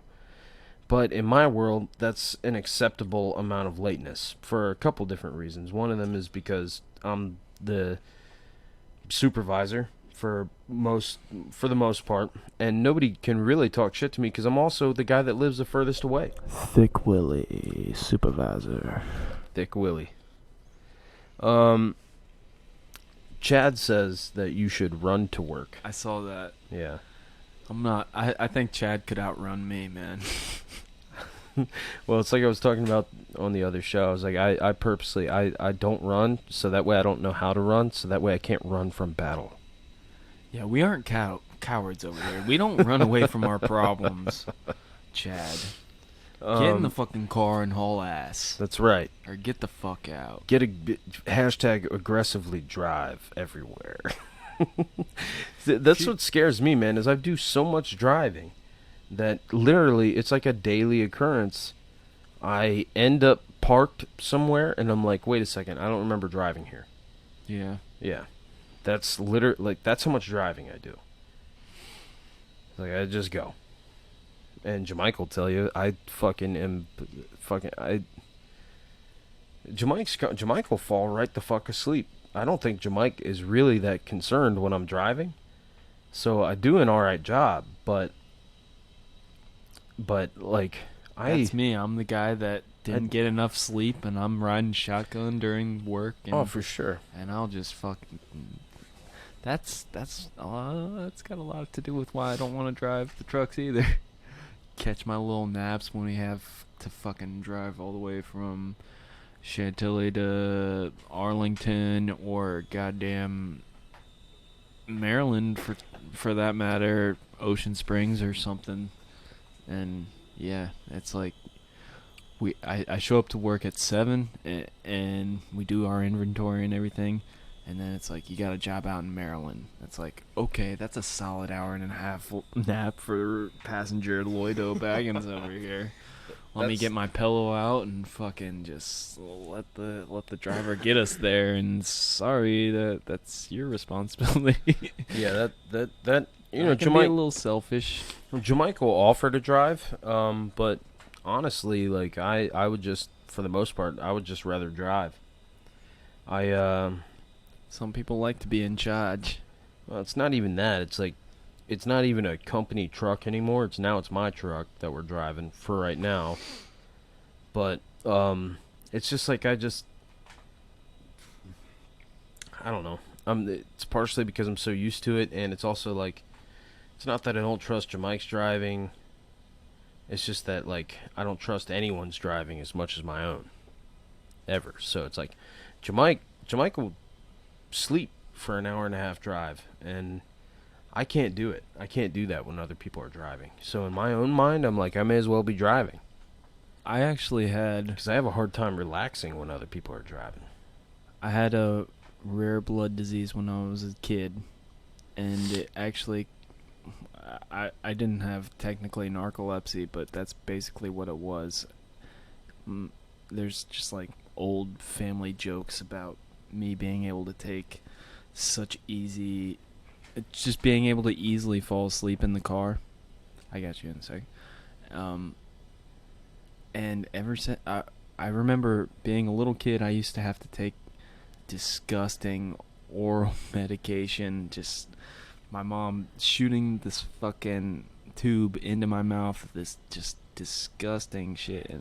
And getting my blood work done all the time when I was like 4 or 5 years old. That's where you got... The shit eventually got itself figured out, I guess. That's where you got your scar from, right? On your shoulder? No. That has no, nothing it's to a do different with it. thing? Yeah, I had a lot of fucking medical problems when I was a little kid. Anyways, for whatever reason, those early days of me having this weird blood problem that caused me to just be able to go to sleep pretty much on command by me. We lived in Ohio at the time. We were probably like 10, 15 miles away from my grandparents' house and would go have dinner with them regularly, and it was always just a joke, like, it's not a very long drive, and Like old Lloyd is gonna be asleep every time. Old Lloyd's sleeping again. So it's just, ever since I was a kid, just even though I don't have any kind of condition anymore that causes me to knock out like that in the car like I did as a little wee lad, but it's still like super comfortable for me to be able to fall asleep in the car. We used to take a lot of long road trips. My mom's side of the family was always in Florida, and we were always more north on the East Coast, and would just regularly visit going down there, and my mom would just tell me and my older brother, like, just go to sleep, we'll be there before you know it. And so Just sleep for 14 hours. just fucking crash and get comfortable in a car, and I've just been able to get used to it. So me being a passenger on a bumpy ass truck, I can still catch myself falling asleep in the most uncomfortable conditions. To me, it's not like the bumpiness or the ride or anything like that. It's like a psychological thing. To me, I just, like, for some reason, I don't know, there's very few people who I trust their driving necessarily, like 100 billion%. Like, my dad is one of them, because I rode with my dad for, years and years. My dad, I don't remember my dad ever getting into an accident. Ever. So, and he's done all kinds of driving training, with the police and everything else, so I don't worry about my dad's driving. I'm used to the way that Rochelle drives now, but every once in a while, in my own mind, I'm like, man, she's kind of close to that car in front of us. And for the most part, I drive when we ride, but Rochelle's a good driver too. It's a psychological thing. I can't get over, I guess. But I can't, but yeah, it's nothing personal. It's just not. I just fucking have a hard time with it.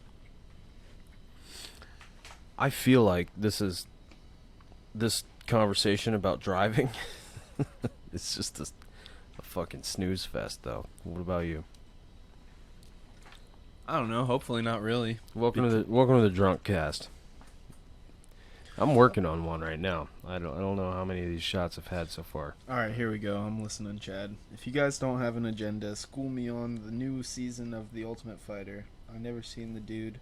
I don't even know his name. I just we're not really in the middle of... I just know he's all tatted up and dances in the ring and okay. He's talking about Cody Garbrandt. Oh yeah, with the because it's gonna be him and who's the other coach? Cruz? Is it gonna be Cruz? Actually, I'm not sure. Well, let's look. I should be on top of my game here. Well, I was gonna say that's your area because I don't watch The Ultimate Fighter that much. Damn it, Chad! You're stumping me. I know who you're talking about, but I didn't know that he was gonna be the coach of the next season. If that's even what you're talking about, if you're not talking about past seasons, I'm not sure. Well, you got it coming up. Yeah, I'm working on it.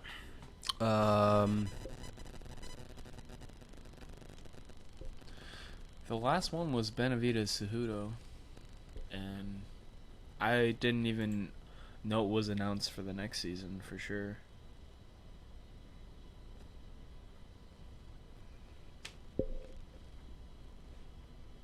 I don't know. I'm working on it. Or you know what? You work on it. You'll find it probably faster than I am. Oh, jeez.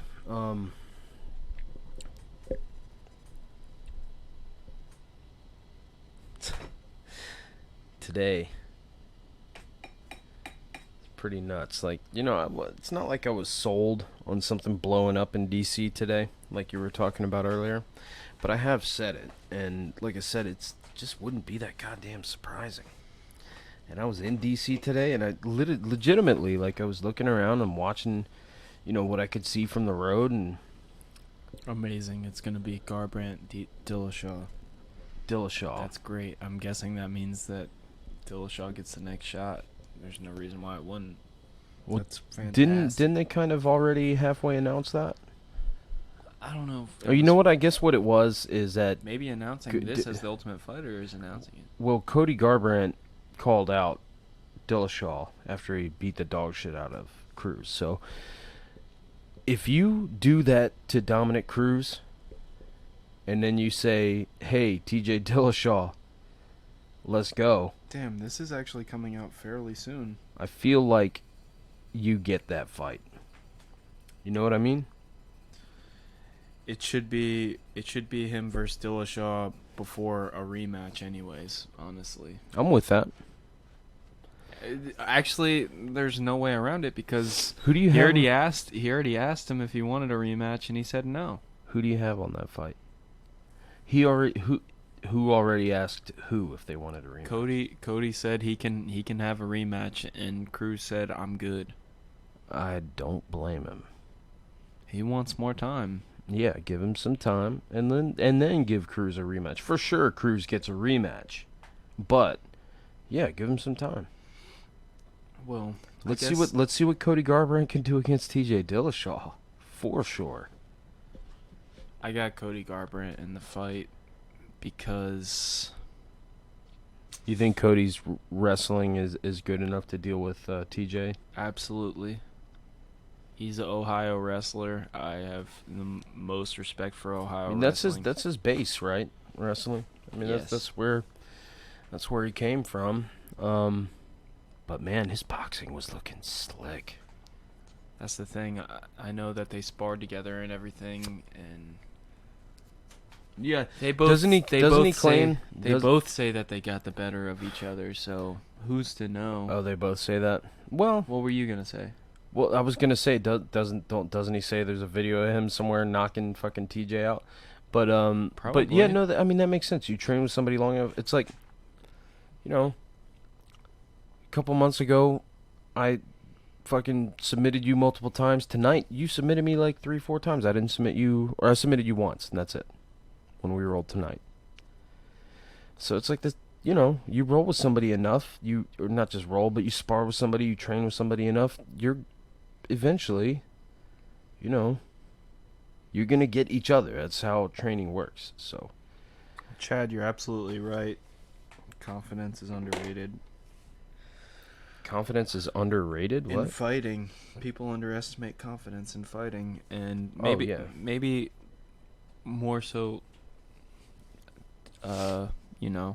People that have never stepped into hand-to-hand combat would incredibly underestimate it. But if you've ever had to look into another motherfucker in the eyes and be like, okay, this shit's real now, then you know how much confidence is a factor. But Yeah. it is true that most people don't really give it that much attention. And Well, you know why I think that is because people see that there are people out there that are confident for no reason. I think even your average person who doesn't train can realize that some people are confident for no reason.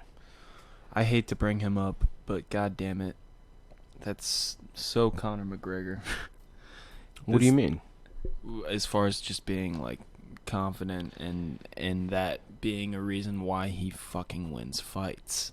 I feel like Well, his confidence is for sure a big part of it, but I think he's beaten people that should have beaten him on paper time after time again. Well, not time after time again. Well, yeah, but that's the problem with the on paper thing. Like we know this. The MMA, that's MMA math, and that's you said it last time. This shit doesn't work. I'm trying to give him credit by saying this because I believe that actually thinking that you're gonna win the way that he does just goes so far. Like he just talks so much shit, but he doesn't think that he's talking shit. He feels like he's just being himself, and that's just him speaking his mind, and that's why he's so hard for anybody to beat, because who's going to beat a guy that's just going to tell you like, hey, I'm going to beat you in the first round, I'm going to knock your ass out, and then he fucking does it. It's just it's what's the word I'm looking for? God damn it. It's really, I don't want to say impressive. It's more than impressive. It's just,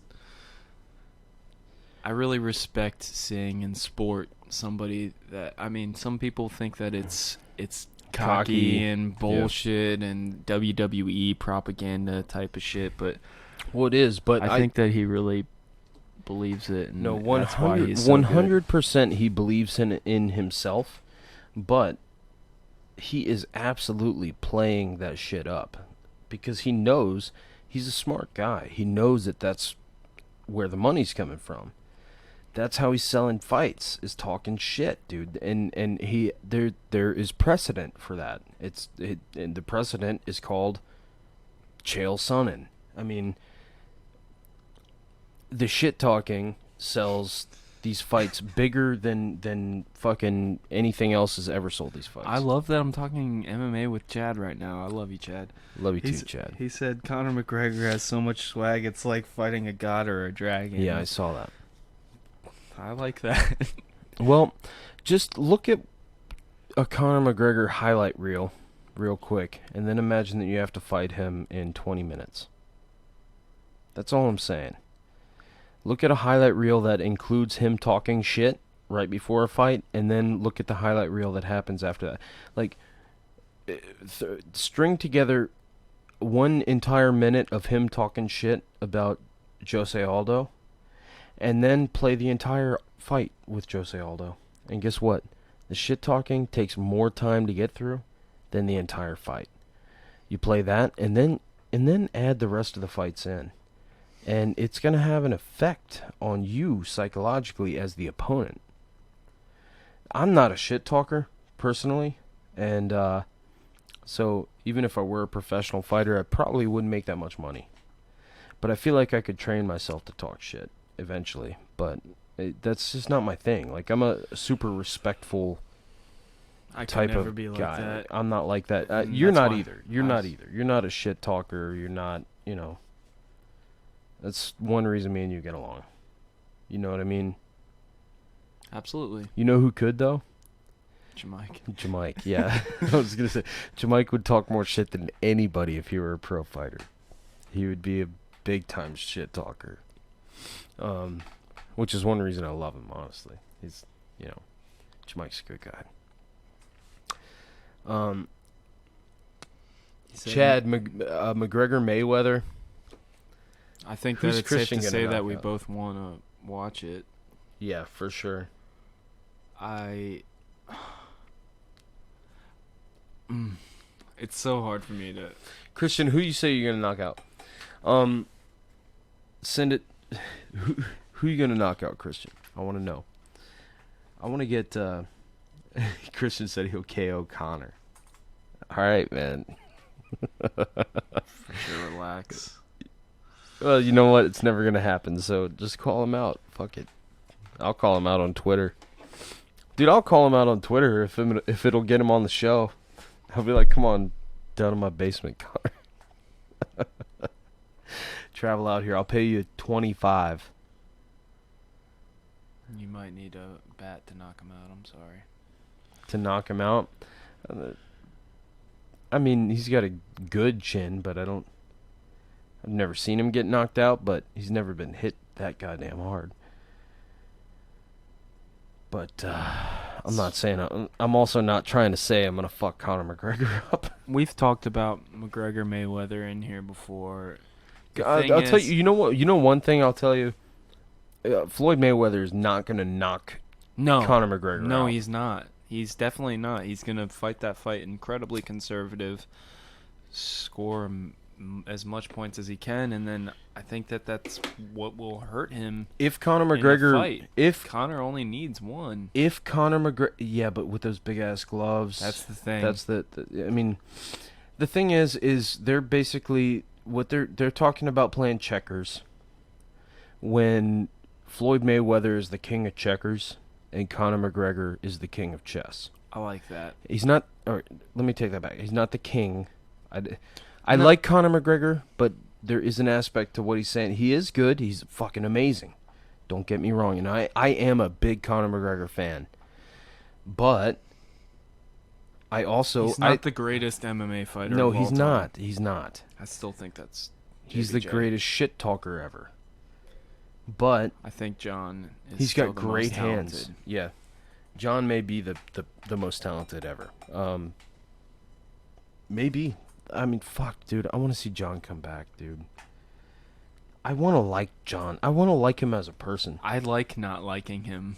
I don't. I don't like not liking someone as a person. I don't. I want to like John Jones as a person. I'm never gonna be able to really truly like him. He's done too much bullshit. You know what, he's though? been too You know one thing about- disingenuine. I just think You know that what? he's fun to root against as a bad guy, and You know one there's thing? nothing wrong with that. I never root against John. But one thing that I will say about John Jones is he's never been busted cheating. Well, besides the dick pill thing, yeah. But I believe that that's a dick pill thing. I don't know. I just don't know. It could not be. If it's not, then he has. It seemed kind of sketchy on Rogan's podcast. It didn't seem that sketchy to me. I mean, it's a known thing. He and was apparently talking about taking like a fake Cialis. I don't know. No, it wasn't a. I don't think it was a fake Cialis. That's what he said. It was like an off-brand. Well, that doesn't mean it's fake. That means it's like a generic. And I believe that's actually what he said. And generic is not off-brand, or well, it is technically off-brand, but it's not fake. It's not a fake Cialis.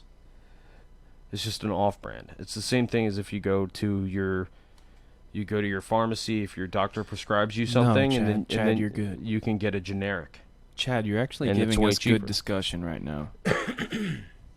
Sorry, I didn't mean to cut you off. I just wanted to make sure that his questions were being addressed.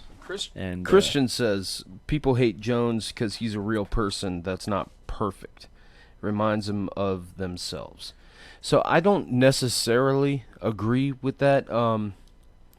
I think that John Jones, I think that he can be deceptive. And I think that he's an intelligent guy, and I think that he can lie pretty well. But one thing that I don't think he's lying about is like cheating and taking PEDs.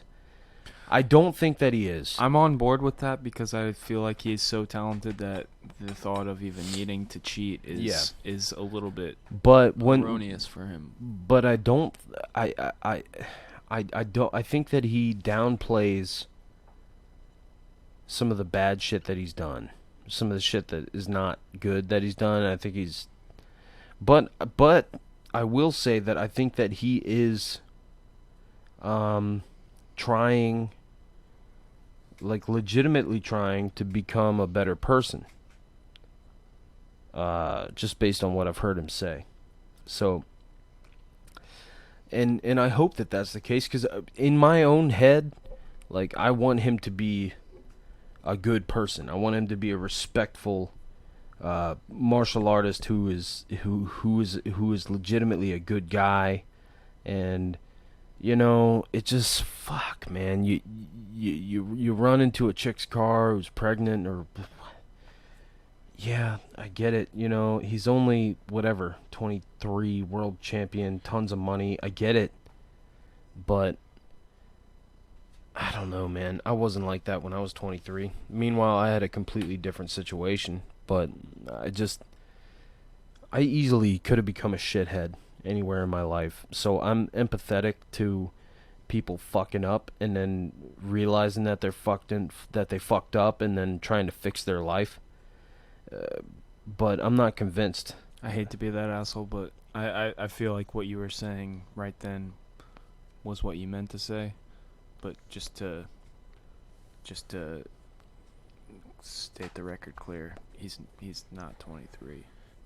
No, I mean, like, well, when he started his MMA career, He was a 23-year-old champion. I was just making sure that you Yeah. realize that he's not. No, that I know he's young not anymore. 23 now. I get that now. I I know. he's 28. 28, 29. He's not my age. He's younger than me. He's like 27 or some shit. At least 28, trust me. All right. Google. Yeah, we'll Google it up. I'm just curious at this point, but I know he's younger than me.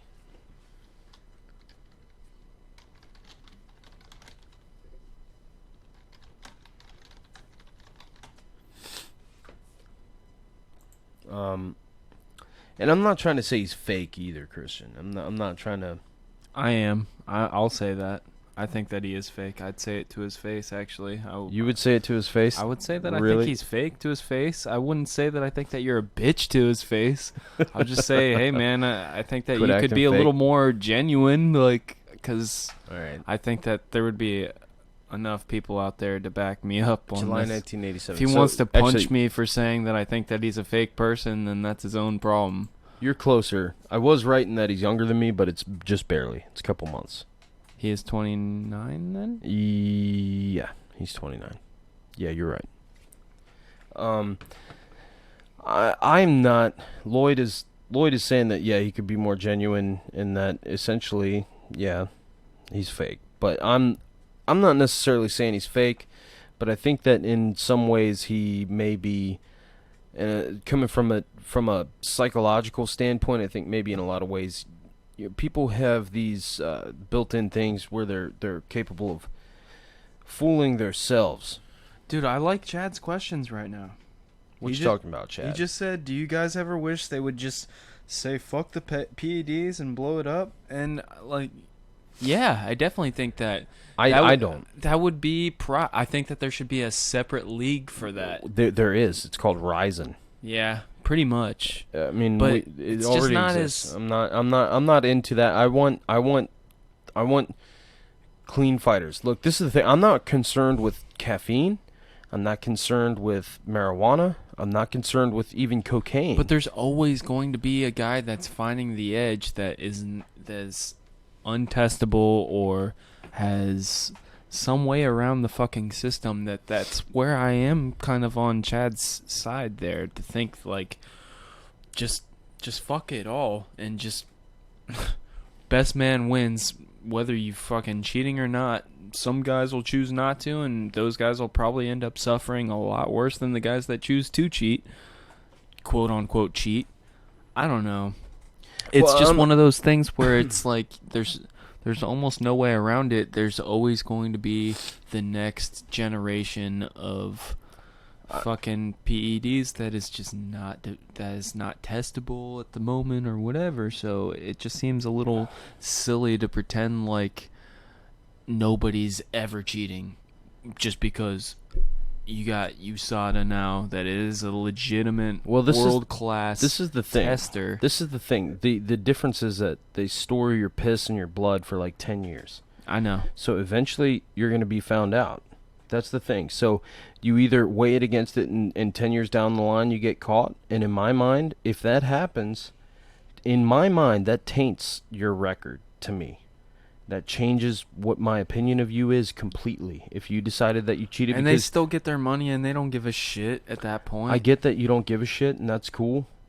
But to me, and it's partially because I'm not a professional fighter and I'm not making that kind of money, but to me, what it really is like what martial arts is when it comes down to it is it's me versus you, and that's all it should be. And PEDs are weapons. Exactly. It's what I think it should be is fair. And if you're cheating just because you know you're not going to get caught right now, then you're a cheater. And I don't like cheaters. Yeah, so it is unfair. That's my thing. It is unfair if one guy is but getting away with yeah, with something that the other guy is not, and then it's like bringing a knife to a gunfight type of deal. But I'm with you in that if you completely eliminate all the testing, then you I wouldn't be that mad at that. But I would rather it be clean, but I understand that it's hard to pull that off. So, well, anyway, without going way super deep into that, if we could narrow it down to just allowing them to use any kind of drugs that help with recovery, then that would be cool. But then you draw a blurred line that's just like, I don't think the line is necessarily that blurred. I think that for that as being an allowed substance to let them recover, and then anything that's recovery related is okay. You don't think that blurs lines a little bit? Well, yeah, but it depends on what you allow. But the thing is, USADA has a list of banned substances, and it's pretty much a straight up line. If you're not using a banned substance, then you're good. If you are using a banned substance, And there's a lot of shit on the then you're ban banned. list. Yeah. So that's the thing. They have their list, and you know what? If you find a workaround, it might be a little sketchy, but if it's not on their list, then it's not cheating. And I'm okay with that. If you find a workaround, then you know what? Eventually, maybe they ban it a year from then, a year after you found out about it. And if you stop using it then you're good. I'm not going to call you a cheater. You were using something that wasn't on the banned list. You know what I mean? It's like they have drawn the line. There's a list of shit that you can't take. And if you take it, you're a cheater, as far as I'm concerned, because those are the rules. And everyone has essentially agreed to them. And then if you do take it, then you're a cheater. If you try to somehow mask your blood, or you try to get away with some shit that you know you're not. People know when they're cheating. Dude, you know what I mean? I posted in Fighter and the Kid Army, Mark Hunt with his bandage on his arm, and he was just like, okay, they're testing me right now. Alistar, tagging Alistar over him in Twitter. It's just like, have they tested you yet? Like, just genuinely wondering, like, am I the only one getting tested for PEDs for this fight? Because you know how he's gotten screwed over in the past. Yeah. And somebody commented on that thread, like, crybaby Mark Hunt, and I was just... That's bullshit. That triggered the fuck out of me. Hashtag go fuck yourself. Okay. Crybaby what? That's going on. He fought a man that was fully blown. To quote Oh my Rogan, God. Juiced to the gills. I was so mad Jesus when I read that Christ. quote. Yeah, good. That's going on my list for sure. If you call Mark Hunt a crybaby, if you call Mark Hunt a crybaby, go fuck yourself. So all right, okay. Before I forget, go on. Christian said he dropped a comment a little bit earlier. He wants more detail as to why you're calling John Jones fake. Oh, okay. Sorry, I didn't read that comment. I want your breakdown on it. So why, like, your reasoning behind what you're saying John Jones is not genuine. It kind of started out with the entire beef between him and Daniel Cormier, and you probably heard Daniel Cormier explain that situation fucking 10 times at least. And I wasn't there, but that's only one instance just of somebody that I look up to calling him fake, the first interaction that they had. And I mean, that doesn't mean anything. They had beef in their own right, whatever. I have nothing to do with that, but just based off of everything that I've ever watched in any of his interviews, I am more fascinated. I've never been more fascinated by an athlete than I have been with John Jones. He's got my attention. If he's on social media, I'm watching. He's taking interviews, I'm watching. Like, but I don't buy him as being a real dude. I just think that he wants to try and he wants to try and tell you things to make him look good. Maybe too much alcohol in my system to be able to have any kind of intellectual. It's all good. That's what this podcast is about. This is the Drunkcast, guys. All right. I don't think it's been seeing how much we really are drinking. This shit is strong. This podcast is a mulligan, if nothing else. We're working on it. All right. We're halfway through this bottle right here. I watched John live on Rogan's podcast. I watched it, and I just don't ever believe the things that are coming out of his mouth. I just think that he's not a genuine person. I think he just says things. Well, again, I think there's a psychological mechanism that allows people to fool themselves, and that's what I think in certain aspects John Jones falls into, because I think in a lot of ways he doesn't want to believe that he is a bad person. I don't. And think I'm not that he's saying bad. I'm not saying he's. Let me. Again, drunk, alcohol. So let me backtrack a little bit. Well, I was don't defending mean- myself there when you said that, because Yeah. I just don't want it to be thought as me thinking of him as like an evil person or something. He's Yeah. not like running into pregnant ladies in their cars just to kill them. Like on purpose. Obviously, that's not what he did. And but I was just wondering, and I thought it was a good question. it I is a thought- good question. I thought it meant it maybe needed some elaboration on your part. and like, I wish that I had a better answer for it. I just sometimes you I get that just don't- feeling when somebody is not genuine, and I'm with you. yeah. I mean, I'm not saying that I have the same thought on him. I think that in some ways he's fooling himself. I feel like he doesn't want to necessarily take responsibility for his actions No, necessarily. it's not that he's not my cup of tea. I will watch him in the ring every time. Oh, don't get me He's- wrong. If you had to ask me who my favorite fighter is right now, it's probably John Jones. Yeah, me too. For the past probably He's- 5 years. In my, easily. I compare him to he's the Muhammad Ali of our sport right now, doing it. And Muhammad Ali, he had his own controversies. They kept him out of the sport in the prime of his career, just like we're seeing with John Jones right now. I feel like they are very synonymous with each other in our respective sport. I think that's a huge honor to John Jones. Me openly saying that I'm not a fan of his personality and everything, but to be able to say Muhammad Ali is one of the biggest influences in my life, and I'm comparing the two because I think that his skill set is similar in that of just. I don't think that needs to be really expressed much more. I think that speaks for itself in a lot of ways. You know what I think? I think that John Jones is at the core. I think that he is a good person with good intentions that made mistakes, and I keep bringing this back to the psychology of it. I think that there's a mechanism in people's psyche that allows them, or doesn't necessarily allow them, but it almost makes them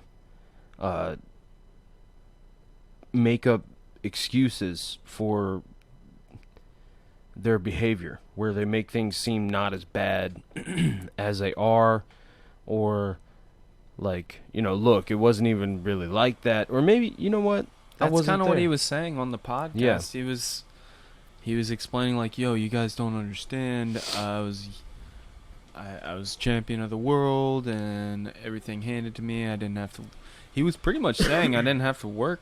Like, it's been openly stated that he did not train for shit in his Gustafsson fight, which was his biggest test to date for the most part, and then basically just expressing the fact that he never really had to try that hard to be as good as he is, and nobody can really relate to that because nobody can whoop ass the way that he does. So. And I think that also plays into the psychology of being the way that you are when you.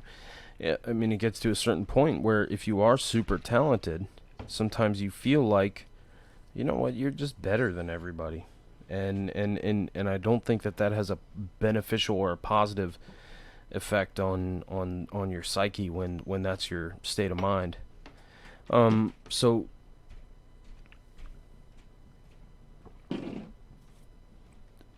Christian, I hope you hang out, bro. In about 15 minutes we got my buddy D coming on. He's gonna promote his book and shit. We're gonna talk for a little bit, and then I'd like to get you to call in, man, if you would. Hit my DMs up. Go hit my DMs up. We'll get the Skype set up even. That'd be the shit. I'd love to have you back on the show. It's been a while since you've been on the show, so that'd be good. We can talk about this some more. We'll bring it back up. But yeah, I'm a huge John Jones fan. Huge. It's like, I'm Me and him were talking about the thread on Fighting the Kid Army earlier. Fucking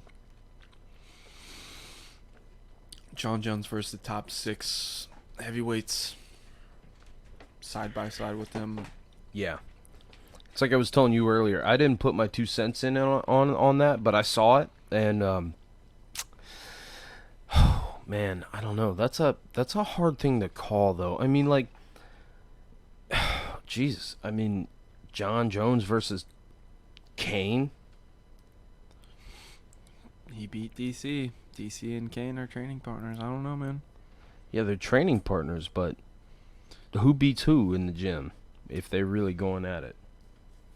I haven't been there, so I don't know. That's one thing I was thinking about earlier after me and you were done, and I was kind of fucking around, hitting the speed bag, and talking about how I block kicks, or like how I used to when back in the Taekwondo tournaments and shit like that, and how I would incorporate striking and what I would do on people shooting and coming in. Once you get to a certain distance, I'm looking for certain things.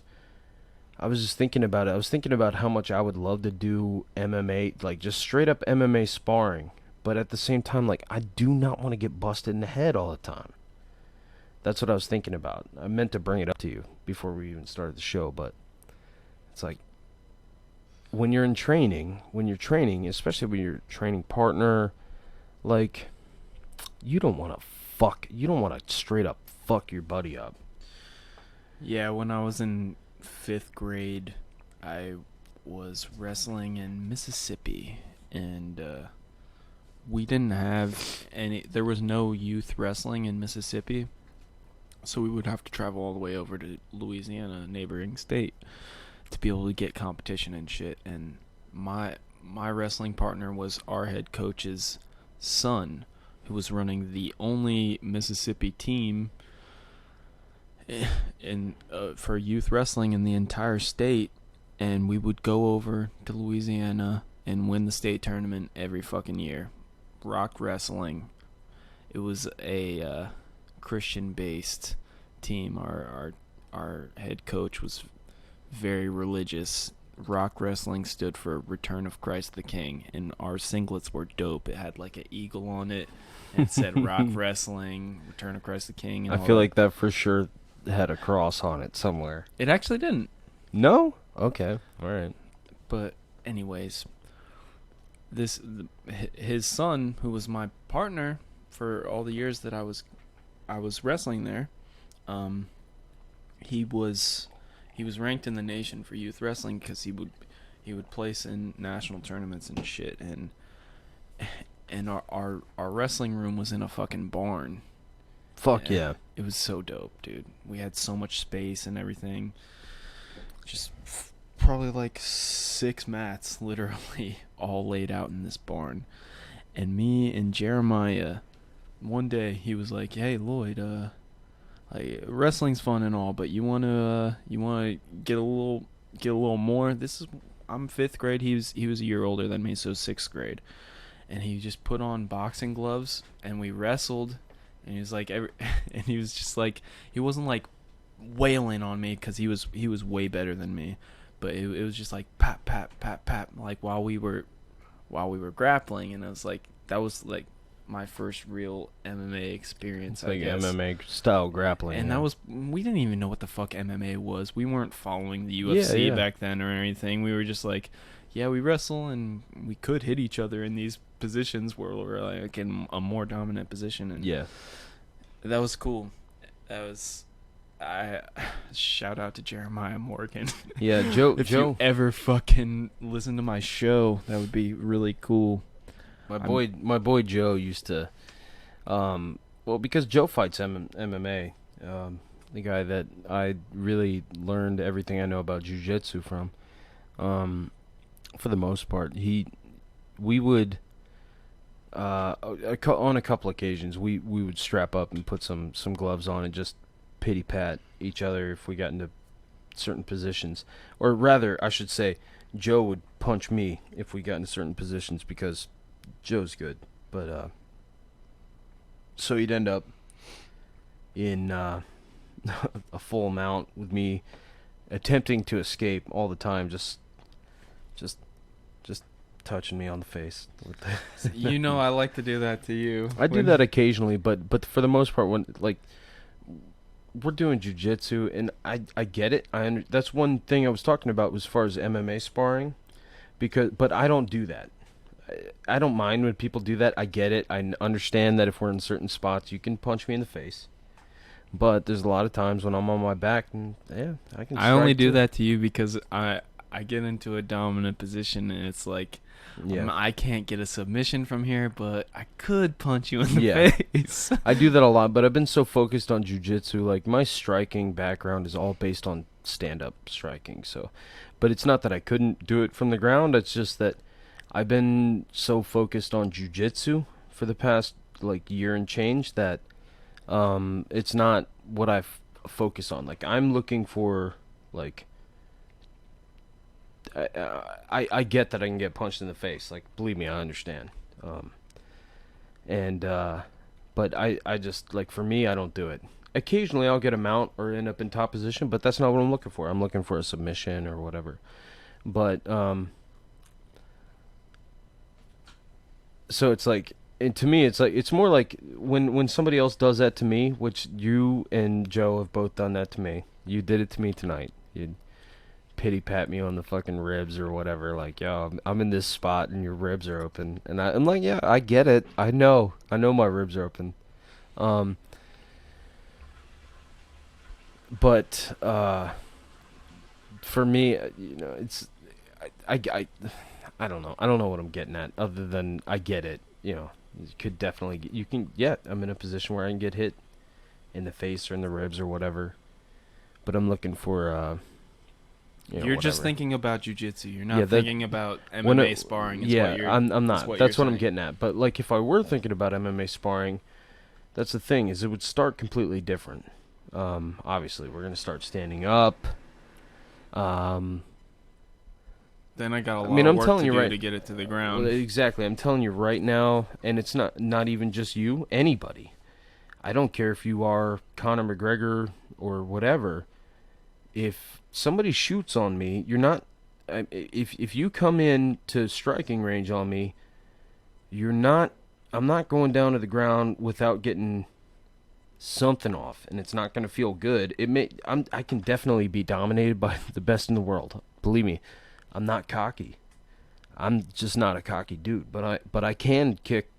I mean, people are all built the same. Human beings are built the same way, and I'm good at kicking shit.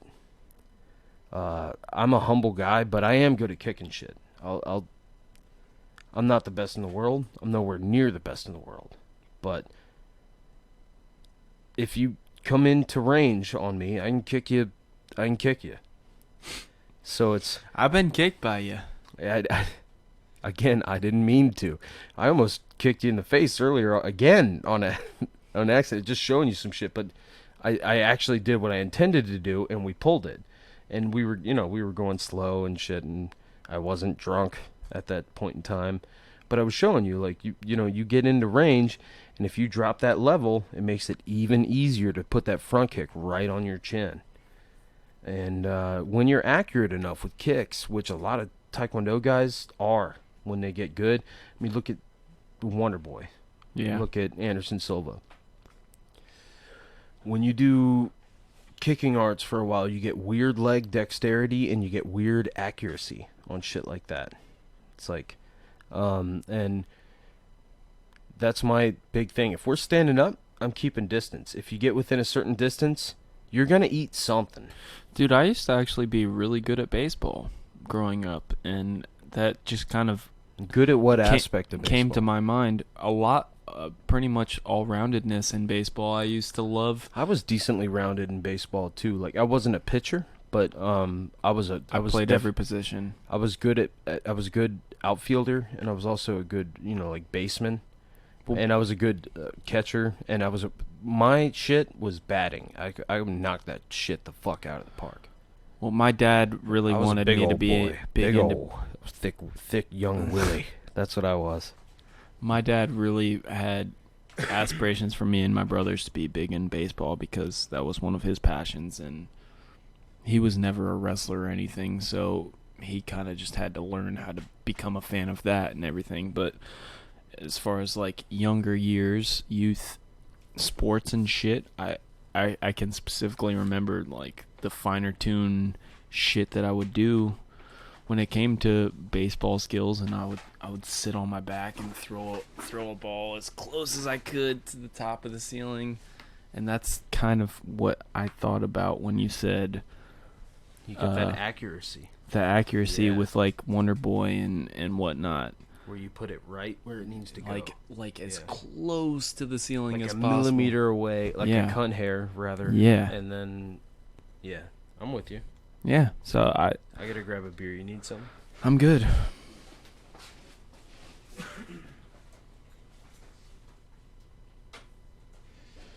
So I'm about to pour myself a shot.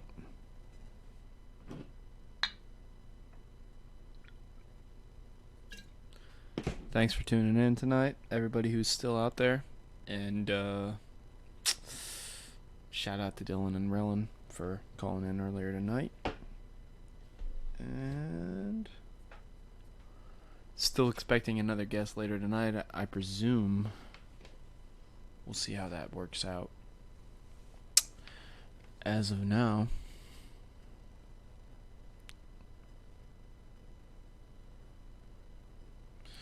how do you put those shots away like that? Dude, I'm half German, half Italian, pretty much, so you know, the access of World War bullshit. I don't know. I don't even want to say. It's you know, I took all those shots and now I'm just like, I don't even know what I'm talking about anymore. I'm just fucking hammered. Nah, I'm good. This shit is strong though too, Christian. It's fucking 46% or 90 proof, 45%. Bullet. What proof is that? Bullet bourbon. It's 90 proof. And Oh, Jesus. now you're on your Hawaiian.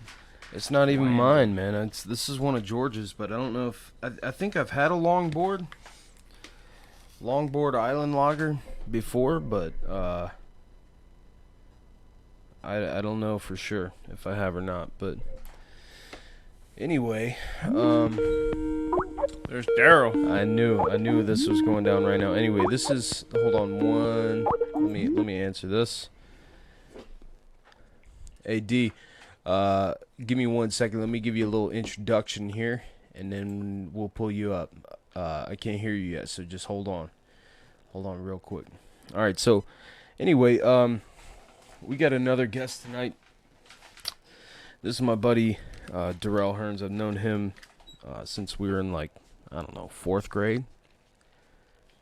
He's saying no. I have no idea, but I can't hear him yet. I'm about to turn the volume on, but anyway, known him for a very long time. He's an author. Recently wrote a book called The Lazy Man's Hustle, and I wanna hear what the breakdown is of it. I haven't read it yet, so but I'm going to soon. But we're gonna talk about his book a little bit and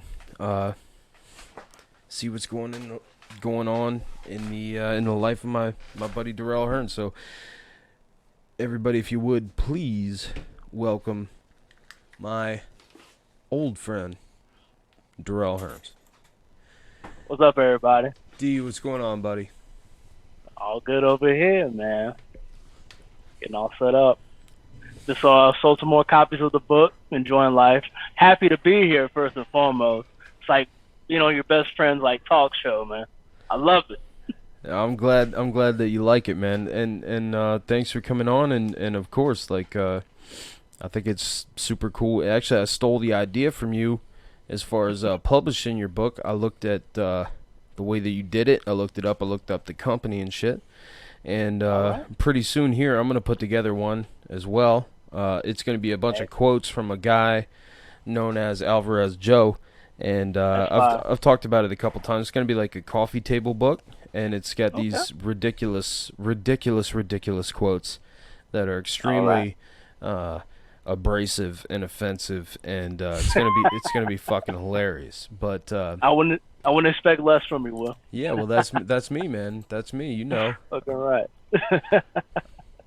So what's You're right, what's going on right now in the life of Darrell? Well, just came back from a little rap show. People doing ciphers out here in Leesburg. You know, I like dealing with local people. You know, they're very important. So, you know, if I can get them to hold my book or even purchase a copy, it touches me right here because, you know, they know me personally. So, you know, they see me on my goofiness, they see me on my bad stuff. But if they believe in something that I say, that the book is coming from here, and they believe me 100%, it makes me tear up, man, every time. Well, that's like when somebody else is willing to do our show, or people share our show, or somebody buys a shirt from our show or something like that. That's always super cool to us as well. I know exactly the feeling you're talking about. It's like somebody's endorsing you and what you're doing, and it's good. So I mean, you're really pushing this thing, obviously. Yes, sir. You're all over, social media, as far as, any individual person can push herself, and you're trying to do this thing and get the idea of your book out there. And we're doing the same thing with our show, with our podcast. We're trying to spread it as far and wide as we can and get people interested in it. And I think the biggest thing is you got to have a halfway decent product to put out there, and when people like it, it validates what you're trying to do, so it makes you feel good. I know exactly what you're saying. That's a part of Lazy Man's hustle, man. You know, my whole belief. Now, how long have you known me again, Will? I think you're a little off a little bit. I said 4th grade. What did we? It's the 20 plus, man. Yeah, well, that would be like 4th grade, I think. I mean, well, shit, Right. 20 years ago is 1997. Yep. So Around that shit, time. where was So, yeah, I? You're right, but it wasn't 4th grade. I was still 3rd grade. We met that summer. Was it? Okay. All right. I'll take your word for it. Over there. All that shit is a blur to me anymore. I know. I understand. But so hold on, Huh? D. Hold on. I want to introduce you to my buddy, my partner, Lloyd. Lloyd, this is my buddy Darrell. I've known How you him doing, for a very brother? long time. It's nice How's to it meet going? you. Great. Pleasure to have you on, my man. So Thanks. What? like I want to know. Like I said, I haven't read your book yet. I understand. Man. So give me a little bit of breakdown. Give me some. What's the angle that your book is taking? Dude, it's the smart money method. I want everybody to understand they do not have to be somebody else's slave their whole life. Everybody. Like, you don't have to, work for somebody your whole life. You don't, you can come out with your 20s intact and still become make your own product and sell you, basically, if you want it. So that's the lazy man's hustle. I hate being controlled personally, so I'm going to show you how not to be controlled. Basically, that's in the book. Well, one thing. How to build yourself. One thing that I've heard you talk about a lot, like with your book, is like you kind of go into your definition of what lazy is, and you don't mean like lazy like doesn't work, or like lazy like doesn't fuck around, but you mean like lazy like my boss has a saying, in that if you want something done the fastest way, if you want something done the most efficient way, you give it to the guy that wants to do the least amount of work.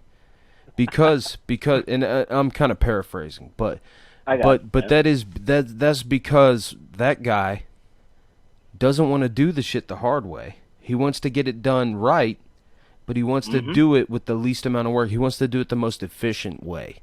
And I've seen you say some shit like that. So I'm kind of into that. I'm into that for sure. That's kind of how I operate on a day-to-day basis. So if you would just kind of like extrapolate on that a little bit. Extrapolate. Well, my lazy, which I like how you did that. That's even I like that. That's even closer. But basically, my whole thing for inspiration of lazy was, I didn't have a 9 to 5 for about 2 years.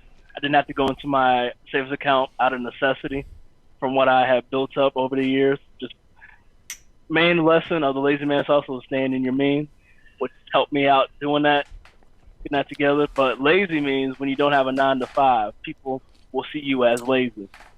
So that's why I got this fire, the lazy man's hustle. So Okay, so you're saying you didn't have to dip into your savings for like 2 years. You did also at the same time you didn't have a 9 to 5, but right. did you make gains on your total on the total amount of money that you have, like in that period of time that you didn't have a 9 to 5? Oh yes. As I said, marketed. I built myself up during that time. I went to every other event. I learned how to public speak, how to program, how to write. That's where the book comes from. Without me knowing how to do writing a book, you wouldn't have heard of the lazy man's hustle. Man.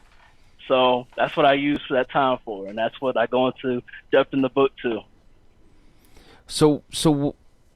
Okay, so how did you accomplish that? Did you go to seminars or how like walk me through The lazy man doesn't pay for their skills. Of course. Yeah, no, well that's my life. Personally. We're in the age of information. Yeah. I can go on my phone right now while talking to you and find out who you are personally without, kind of doing it. I know I could, let them know radio. I could look y'all up right now. Be like, oh, this is the host right now.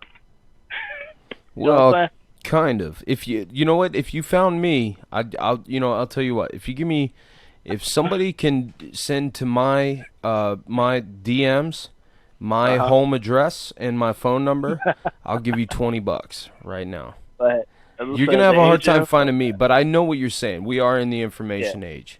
But for me personally, I try to keep my shit a little bit private. But I understand. You're gonna have a hard time finding me, but it is possible. It is possible. There you go. But as I said, basically what I did was I would chill in the house all day. I would write little notes. I'm like, hey, I want to learn this today. Go on YouTube, look up websites, and just go through that, man. That's the lazy man's hustle, man. I'm a huge advocate of that, in that I think that higher education, I don't want to say that it's overrated, but I do want to say that I think that every piece of information more or less is available to just about anybody via the internet right now. It's going to make universities have to really step their game up to step their game the to fuck have to up. prove, I agree, Lord. to prove why anybody needs to spend that amount of money to be able to get a degree. So yeah, 100 and I'm a product of that. I feel like I got a little bit of gypped. I mean, I'm currently paying student loans and shit, so I'm not really happy about my college degree until it fucking actually pays itself off, you know what I mean? Yeah. Now, with you, Lloyd, did the debt come before the job? Well, he's not working in the industry that he went to college for. Lloyd's there not. You go. Yeah. See? Well, I kind of got stuck. I had to. I mean, I wasn't gonna be a college dropout. I decided I needed to get the actual degree while I was in as deep as I was. So Right. I got that shit done, and honestly, I can't be too upset about that. I feel like I do have more opportunities that will be available for me in the future. But as far as having to pay it off, I'm obviously bitter as shit. Yeah, well, I will say that I don't have a degree, but I have something that I think, honestly, all in all, is worth probably more than a college degree, in that I have experience in a lot of different industries. And I'm also good, for the most part, I'm good at talking to people, and I can sell myself when it comes to getting jobs. So getting, for years I've heard about people, and where there's no jobs or whatever, it's a hard time finding jobs. don't necessarily buy that. I think that you need to be the right person, and I'm pretty good at getting jobs. I mean, I was talking earlier. I told you earlier that I don't know how long I can do this the drive, the commute that I've got and everything. Well, actually, I had a job interview yesterday, and the guy bailed on me, and I was like, hey, call me back when you got time. And that's just me. I got a job interview real quick, and it's because I'm qualified, but it's not because of my college education.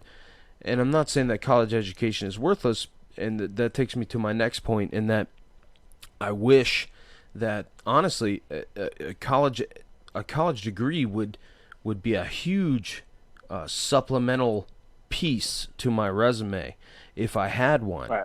But I don't have one. And now I can't afford to go to school. But meanwhile, the thing is, I'm capable of teaching myself via the fact that we're in the information age. And so I am extremely capable. And I'm confident that I can do literally any job. But the fact of the matter is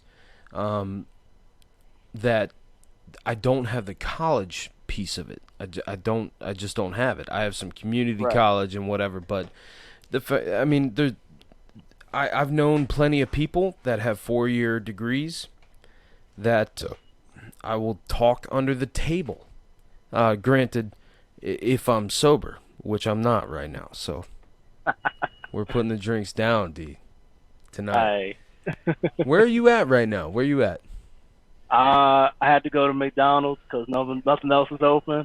I don't like having people in my house too much, so that's a personal thing. That's my bad. Well, we wouldn't be in your house. Who's in your house? Oh, I'm just saying, like, you don't know who's watching. It could be Joe Schmo from down the road. Sees my 66-inch TV in the back, tries to trace the whole thing and figure out where I'm at. So you know what I'm saying? I guess that sounds like you're more paranoid than I am, which is hard to believe. But hey, man. but anyway, what I'm getting at is I know exactly. I feel you on what you've written this book about. Even though I haven't written it, I got a good idea of what you're talking about. Man. Like you could that's another thing I said. Hey, doing the research.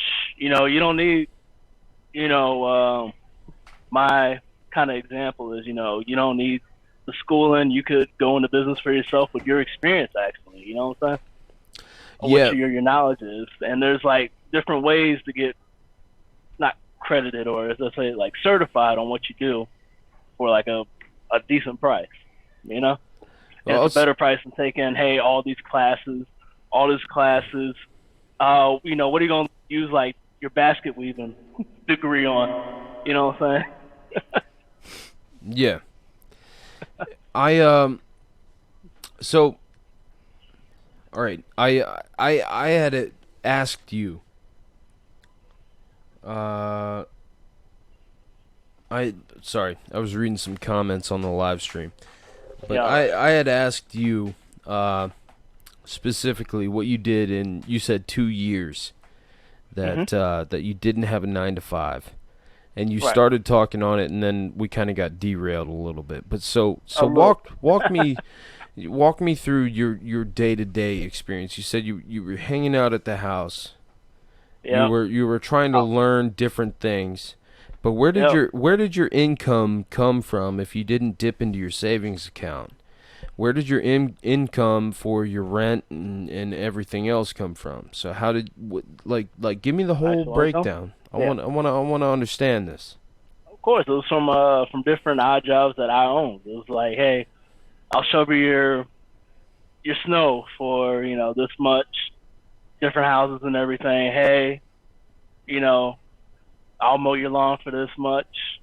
Stuff that I own that, I didn't get controlled over. Yeah, you were your own boss. Exactly. Hey, I'll take your trash out every other day. Hey, type stuff, Okay, offer my services. So you didn't dip into your savings at all during this period of time? That's what I saved up, man. let's just say I was smart. My checking account was really fat, and my savings was even fatter. And I said, hey, let's be smart. And I didn't have to dip into my savings the whole time. So, okay. So you lived 2 years. Okay, well let's put some numbers on this. All right, let's Do some numbers, bro. let's put some numbers on this. No, I mean we're being open and honest here, right? I mean 100%. we don't have to, but I'm just saying we if you're into it, we can put some numbers on it. I just want to know because this is a numbers game. You know what I'm talking about? You're right. So you're and this was when? What year? I got out 2014. You got out of the Air Force. D. Yep. We haven't talked about this at all yet, but D's former Air Force. You were a jet mechanic. Yep. For how many years? 8. 8 years. So, and then you got out. You got out of the Air Force as a jet mechanic. Yep. So what? They didn't give me anything either. No kind of consolation prize. So. Same. Okay. My dad served 20 years at the Air Force, Lieutenant Colonel. Awesome. What'd your dad do? My dad worked for the NRA or the NRO for a while. You know. Awesome. In Chantilly, so that directly relates with NASA. And Your dad did some high tech type shit. My dad, I don't like to get into too much detail because I don't even fucking know what the hell he does. But yeah, you've told me that before. I really, because you were like, it seems super secretive, and I'm like, can you even talk about your dad? And you're like, well, it doesn't matter because I don't even know what he does. Exactly. Yeah. I like to keep it like that. Well, it's probably good, but so all right, D. So you said that checking account was fat, and then you said that savings account was even fatter. So give me an actual number. Give me a roundabout number on both of those. Like just Both because of I'm trying to put the math Of course, together. Family? Of course. Okay. Let's say the savings was, let's say 18. 18 grand Yeah. or $18. 18 grand, sir. Okay. All right. Savings. And then how about that checking account you said was fatter? Or which one? You said the savings was fatter. So you had a fat checking account. For somebody like me, a single person. Sure. Well, you should see my checking account. My checking account is probably like $100 right now. Yeah, mine was I think 9,000. Yeah. Well, I mean that puts you at right around fucking 30 grand just chilling. So that's exactly. And all I did was one of the main lessons I did in the Lazy Man's Hustle. I'll give this one for free for everybody. It's on Amazon. I said there's always a cheaper option. Always. For anything. Yeah, for sure. I'm with you. Okay, so I feel like the lesson in there is that you got to shop around. There you go. Yeah, well, that's my life. So I feel like I'm already. I don't feel like I don't even have to read your book because I'm already there. Honestly. You were kind of the inspiration. I promise you that. Are you serious? You're full of shit. I was not your inspiration, but I am a cheapskate. So you're a little bit of the inspiration because I saw you was hustling, getting it on, man. Had so many different hobbies going on. Then I said, you know what? That's what I need to be on. You know what? I said, I'm gonna write a whole book about it. Are you being serious right now? Yes, I am, man. All right, well, I really appreciate that. That's cool because that is me, though. Seriously, that is my philosophy. Is that for the most part, I can do it myself, and if I can't do it myself, then I can find the best option to do it for the least amount of money. Yeah. And I saw that you were like, you have a main gig, and then you did cars, Yeah. music. Well, I building stuff, I never made any money off music, but yeah, yeah. I mean, movies. So I was like, okay, I just fuck around with Fire everything, man. I fuck around with everything. I always did. that's a lazy man's hustle, brother. Yeah. Well, I mean, right now, I mean, look at this. You're on my web show, so Exactly. not that I'm making very much money off this. I think we brought it up last time. Me and Lloyd have made a total of probably $20. But you know what? It's funny. It's fun. It's a fun hobby to do this though. It's just we're just live streaming. We're just broadcasting to whoever. And right now we don't have very much viewership at all. But the fact of the matter is, this shit is live, and it's live for the rest of the time until we decide to delete it. And it's going to end up on YouTube tomorrow, and it'll be available on iTunes tomorrow, and it'll be available on Stitcher, and it'll be available on SoundCloud and wherever you might decide you want to download a podcast tomorrow. So it's, I mean, that's our jam, and we have, and I haven't even plugged any of our affiliates yet, Lloyd. But yeah, we got affiliate links that occasionally, you know, when people use them, we make a little bit of money. Especially, well, you know what? I'm gonna plug one of them right now. So, if you go to LetThemKnowPodcast.com and you scroll down a little bit and you click on the Amazon.com link, that's our affiliate link. If you click on that link and then you search for The Lazy Man's Hustle and you decide you want to buy D's book, you'll pay. How much of your book costs on Amazon? $7 something? Yep. $7 something, $7 and some shit, and it's probably Prime shipping, so you get it in 2 days. If you buy it, but if you go to LetThemKnowPodcast.com, scroll down and click on the Amazon link, and then search for D's book, and then throw it in your cart and buy it, then we get a little chunk of that, and it doesn't cost you anything, and we make just a little piece of profit off that. That's all. Show my people some love, man. They deserve it. Yeah. Every show I've seen, y'all drop knowledge. That's all I gotta say. Hey, man, you know what? We're just two fucking dudes that just want to just talk shit on the internet. It's all it is. So. That's funny. Is that you're pretty? You guys talk about the UFC fights a lot, right? We talk a lot about MMA and martial arts in general. Yeah. Well, you know me. I've been doing martial arts since I was a little kid. Exactly. Back when I remember though. You got me tearing up, Will. Don't take me back there, man. Nice. Take you back in time. D remembers. D remembers back when I was probably a fucking white yellow belt in Taekwondo, like old school. Fucking you and old around. Ben. Yep. Back in your Leesburg. partner in crime. Yeah. It's beautiful. Ali, man.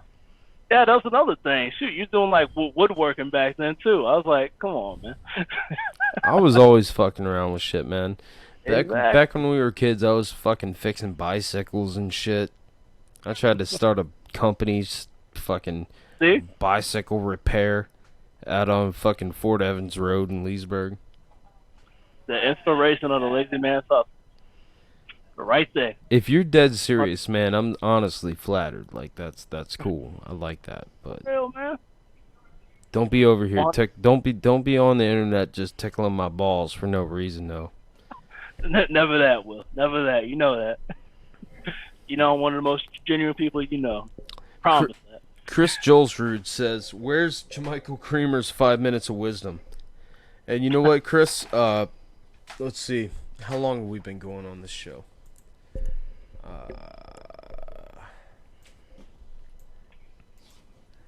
2 hours, 50 minutes. All right, we got some time. If Jamaica is still up, I'm gonna call him. We're gonna get some 5 minutes of wisdom. Right now. Yeah.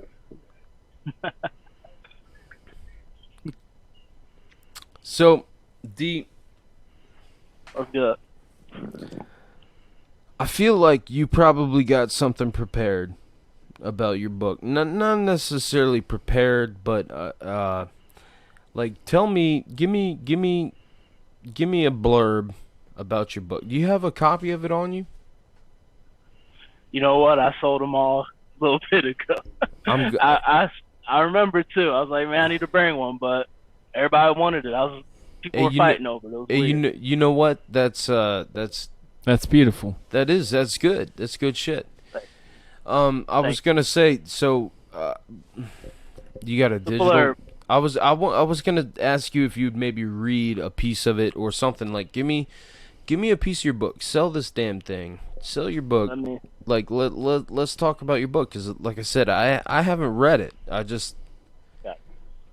I think I have a good description for you. I mean, your phone. Let me get on here. Your phone turned all sideways and shit. I don't. Being weird, man. I don't know what's going on. There it is. There you Help go. me, Lord. There it is. Help me, Lord. Things are happening. You're good. Alright, let's go back. So sell this thing. I don't know if you have a digital version on your phone or whatever, but Right. I do have a page. Okay. Here we go. I'm gonna show y'all some love right now. Here we go. I don't like to give too much away in the book, even though I love it to death. you're back sideways It's my again. child. There it is. It's my child. Hey, I'm adding a remix to your show, Will. Can I All do right, that? yeah, no, I'm all about it. I'm all about it. Yeah, do that remix. Sideways, not sideways. Fuck, whatever. Lloyd, pour me another shot. God damn it. God damn it. All right, man. This is the intro to the Lazy Man's Hustle. Are y'all ready? Chris, don't call. Hold on. Chris Schultzford, don't call me a pansy ass. Not a pansy ass. On what? I'm drinking like a motherfucker. You see this bottle is brand new, and this goddamn show him how much is left in that bottle.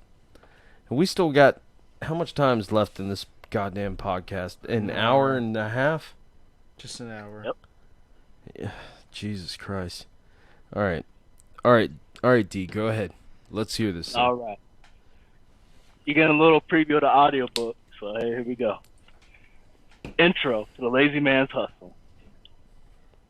Do you want money, but don't want to deal with overbearing bosses or backstabbing associates? Do you suffer from never having enough time in the day?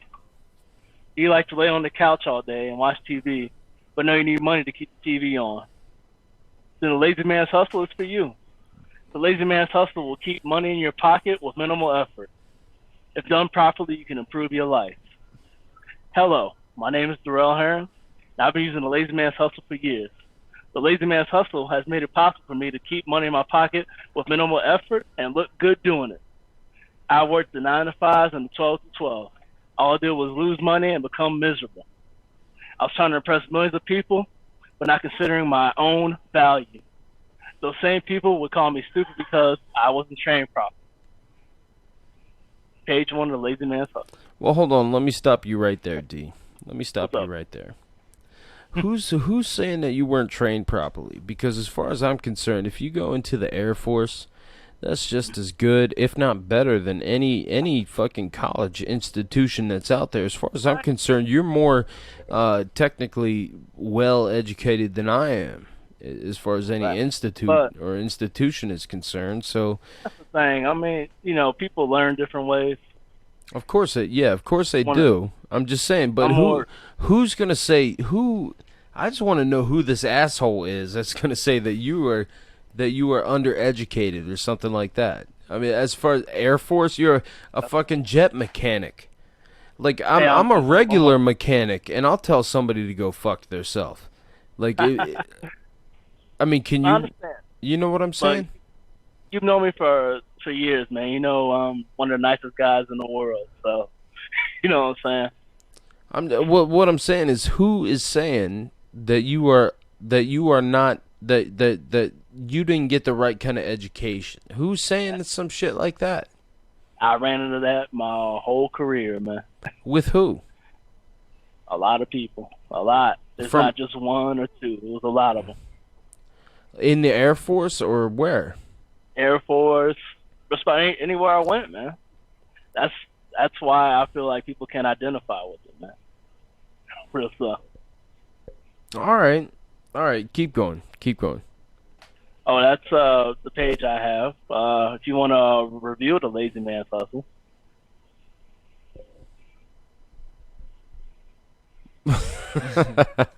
Okay? That's the excerpt that you have. That's the excerpt I have. That's online. That's on Facebook. Okay. All right. Twitter, That's the Logan. intro. Check it out. Lazy Man's Hustle on Amazon.com. It's not very expensive. You can catch that book.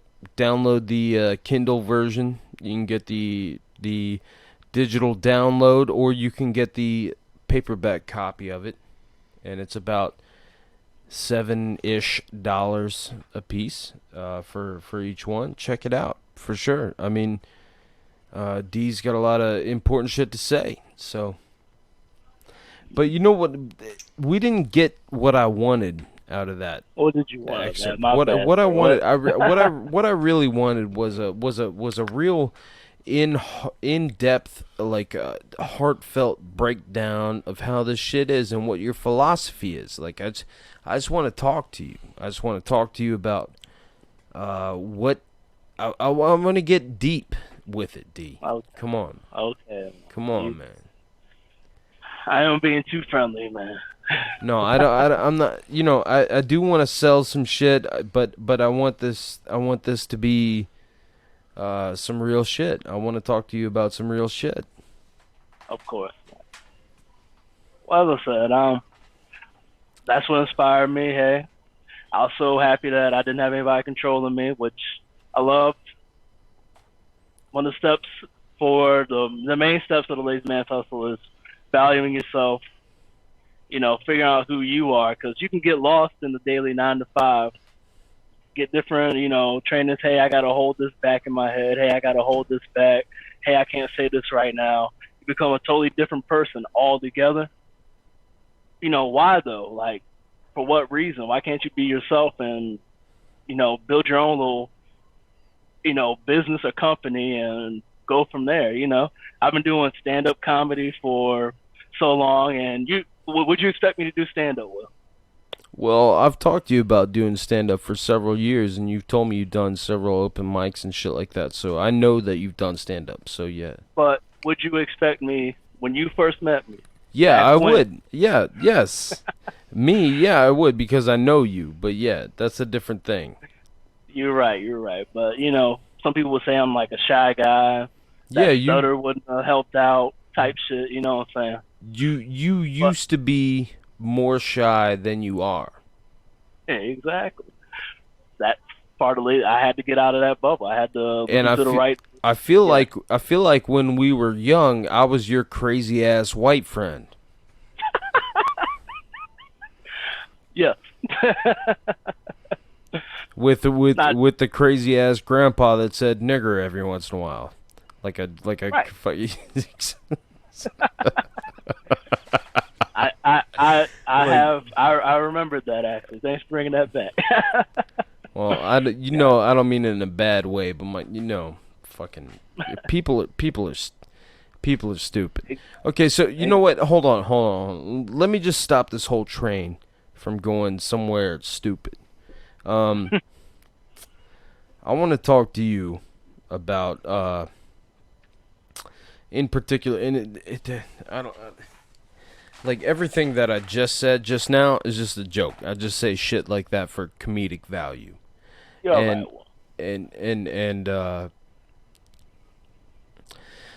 so where are you on like today's events, like the events that took place today with our new president? Yes, I'm talking about the inauguration. Yeah. Oh yeah. I mean, I'm cool with you know, it shouldn't really affect us that much, man. Like, it's a new president. You know, you already had like a more effective president. I have to say he did more for a lot more people. Got people insurance. He legalized gay marriage, immigration, all that stuff. He was an effective president for the people, at least. You know, it'll be we don't know what Trump's gonna do. He might actually heal the whole racial divide, do all that stuff, man. It's possible. It is 100% possible. But I gotta say, like, a lot of people are into right now giving Barack Obama props on pulling off different aspects of different things. But one thing that I haven't been able to get over since about 2012 is Barack Obama signing into effect the National Defense Authorization Act. Do you know what that entails? That was the basically anybody can come into your house type. Well, it? essentially, what it takes away your right to a trial if the government decides that you are a terrorist. Mm-hmm. So essentially, you can disappear off the street legally. It's written into law if somebody decides that you're a terrorist, but it's super vague as far as I understand. And if anybody feels differently, then or you interpret it differently, let me know. But I mean, that's what my show is about. That's what this show is about. Let me put this out there.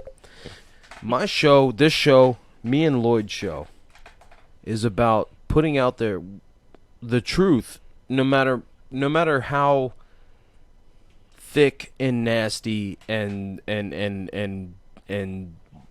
fucking dark it might be. That's really what my intention is with doing this. And Barack Obama signed a piece of paper, and I voted for him twice. I understand that. But he signed a piece of paper that essentially said that you can be pulled off the street by the United States government if you are a suspected terrorist. So that's a pretty vague way of putting it. Like, it is. Anybody can be seen as a terrorist. Anybody could be seen as a terrorist. Now, I'm not gonna lie. Like, for me, I'm not. I'm a couple shades light of most suspected terrorists. Yeah, I feel pretty innocent. And so is. Right. But nonetheless, that tainted his entire presidency for me. I don't give Barack Obama any credit. I just don't. Personally. Right. There's some things I'm sure that he's done that have made in some way or another a beneficial or a positive but I feel like you're on the same page in a lot of ways. Like I mean you have some. We don't have to get into your personal views if you don't want to, but personally I'm curious because I've talked to you I've talked to you about it personally, not face to face, but like I've called you out on some shit before that I thought was kind of fucked up, personally. We can get into that too, man. If you want to, if you're feeling like being an open book, we can. Like, you're feeling froggy. Well, I mean, you're not going. I don't have a job to answer to. You're not gonna send something to my HR department. So. Well, I do, but nobody from my job is watching my shit. And you know what? If they do, they might be doing me a favor if they let me go. But it's not gonna happen like that. But I'm just saying, like. Yo, D, for fuck's sakes, I gotta just tell you straight up, you got a beautiful set of chompers over there.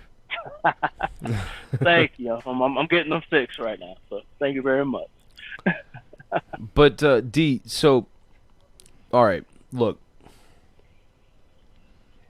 I don't want for this to come out like the wrong way or nothing, but so like say a couple years ago, all right, fam. Probably 2 years ago, and we don't have to do this on air live or nothing, but nobody's watching right now anyway. It's just us right now. Don't worry about it, man. But it's still live. But D, tell me. And I called you out. I called you out on this shit like about a year and a half, 2 years ago. Right. You know what I'm talking about? was it the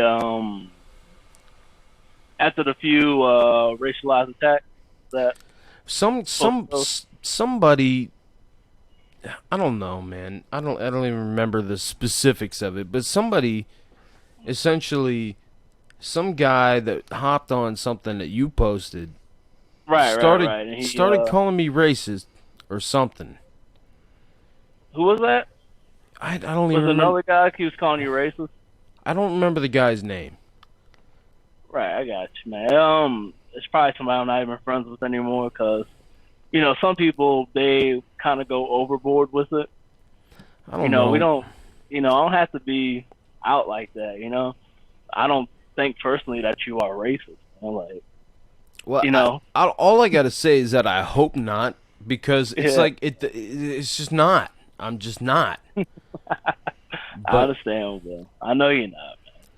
But why would I be on your show right now if you're a racist? I know you're not, and that's why me and you were still cool. But it's just like, it's just like this dude, and it was this one particular guy hopped on something that you were talking about that was particularly at the time. It was, and I get it. Like I am. You know what? Let me just throw this out there. I'm all about black people. I really am. Like, I love black people. All right, then. Look, I do, and black culture and black everything. Honest to God, in my heart, I love every aspect of black people and what black people are doing and how black people are different from white people. And black people are different from white people, and white people are different from black people. And people have different cultures, you know what I'm saying? Mm-hmm. And right now it's just unfortunate because it's like I try to be on the side of when things are true. What I want out of everything is the truth. Whether or not it's dark, whether or not it's not popular, whether or not it's what I want is the truth. Out of everybody, and there it is a fact that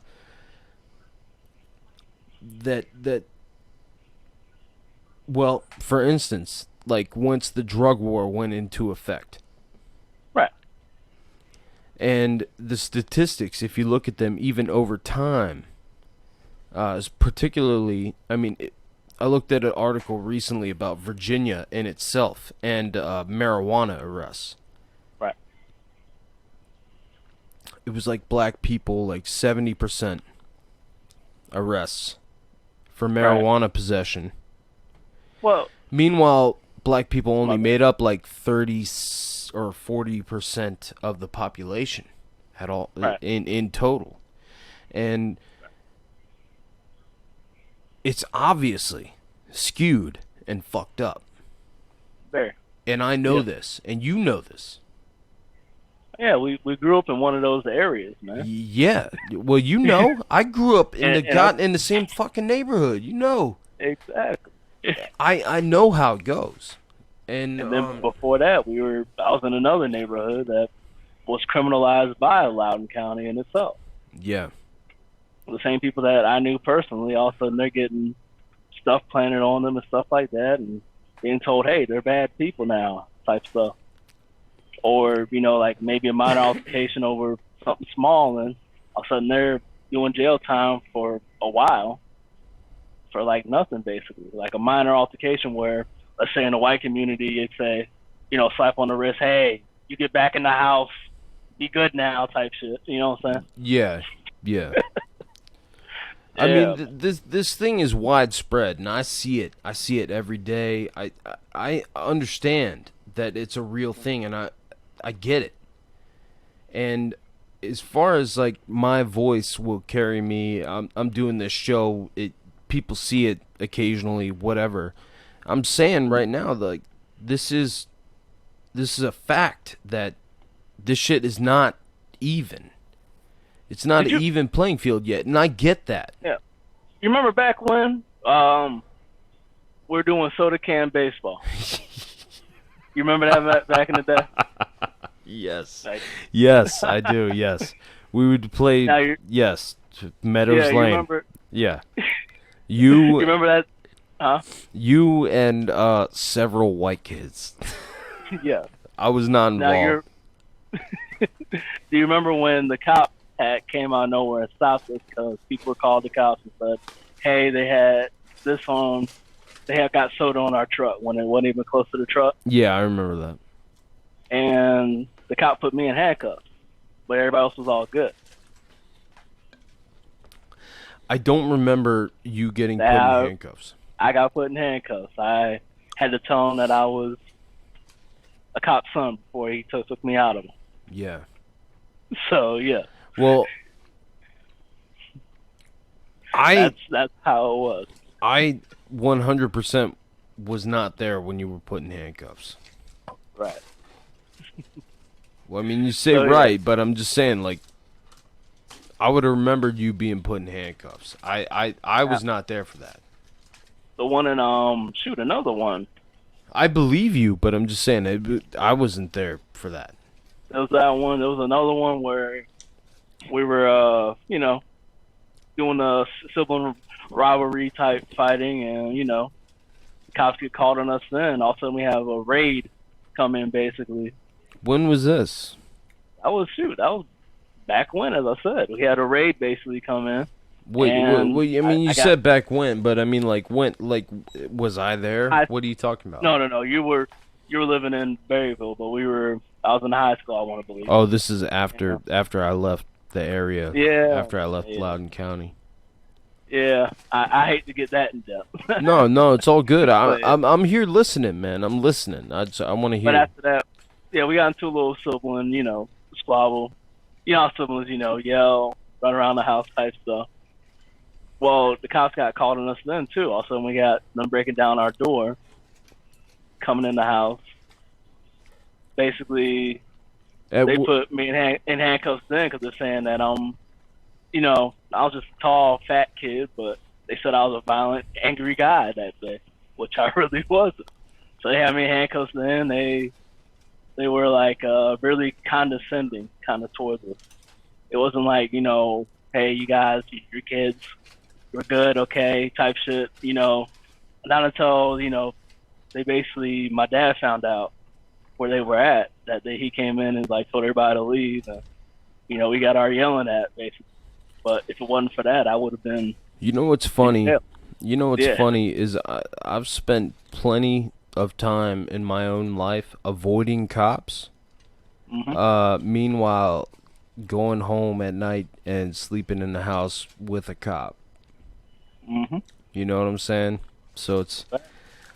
What I was getting at earlier is that like this particular situation, I had some guy just talking shit to me. It was on some thread that you started, and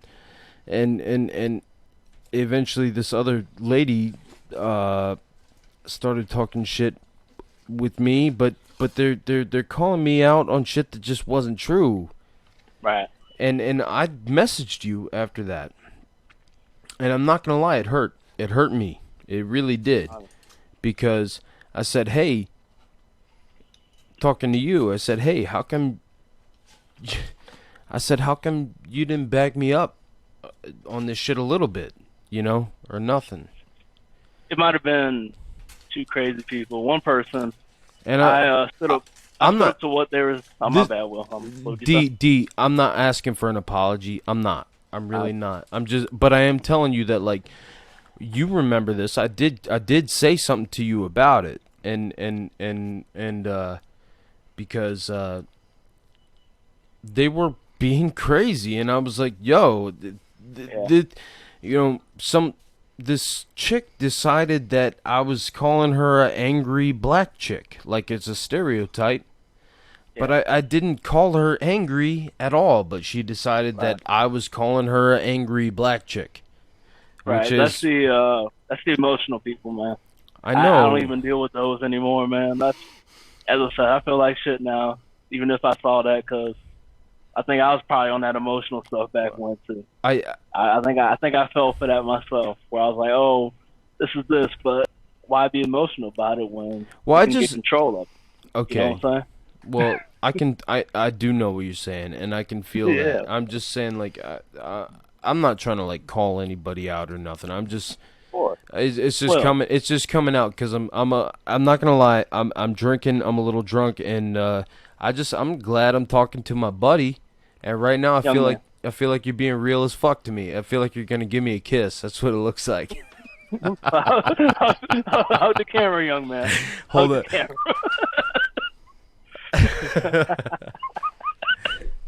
I'm serious. So like at the time, it did hurt a little bit because I was like, man, what the fuck? Like, because you were my boy, and I was on your shit, and they were just ganging up on me, and I was like, this is not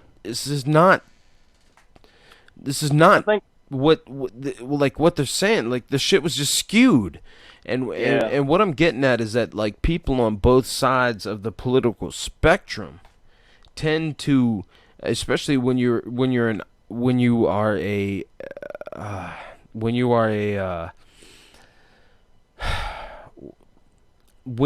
buy completely into one ideology or the other, or you're an extremist on one side or the other of some shit, I mean, you can turn anything into your own argument. Meanwhile, you don't even need evidence of somebody being one particular way or the other. But at the time, I'm not gonna lie, like it bothered me, like that I had no backup, like from you, because I love you, like as a person. Oh, dude, I promise you, I probably went in their messenger and everything, man.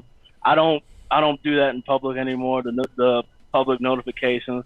That's probably when I stopped. Because I remember you and another white dude had ganged on me one time. I was like, you know what? I don't need to post publicly. Why am I going to put all my stuff out there? Just, Well, I was kind of on the same thing, man. And with that, I said, you know what? Maybe they just think I'm ignorant, not know what I'm talking about. So I just say, maybe I'll see this. So, you know what I'm saying? No, you know what it was? Like, I always knew that you had an intention with what you were talking about, but I feel like you may not have always been right. In that, like, it's just like, I don't know. For a while, I felt like you felt like I was your enemy or something, but it was never that way. Dude, you know what? We're all swept under the rug. I'm on your show. I know you are. You let me bring the book in, man. Hey. Of course I did. Of course I did. Still family. D, we're fam as fuck.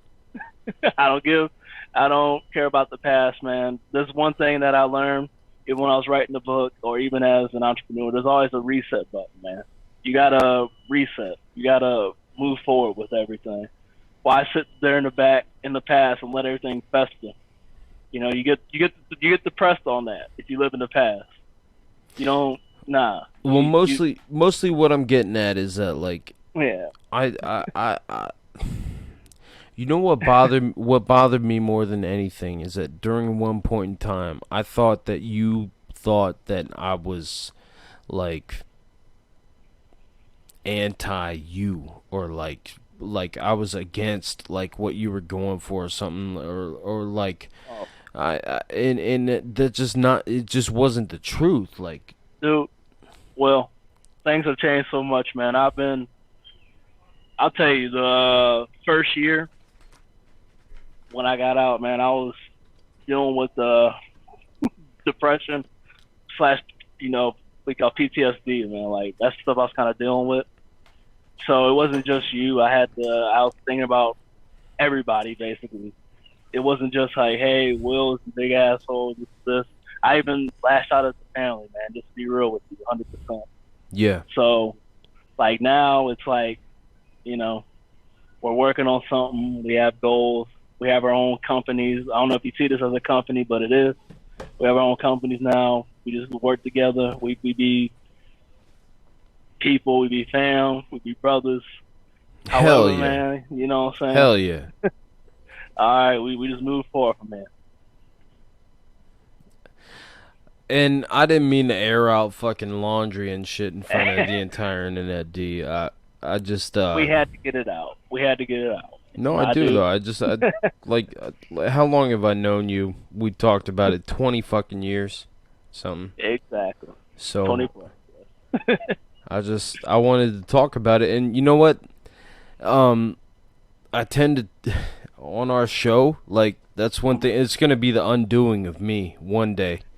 Is some dumb shit I've said on this show. Yeah. We understand, man.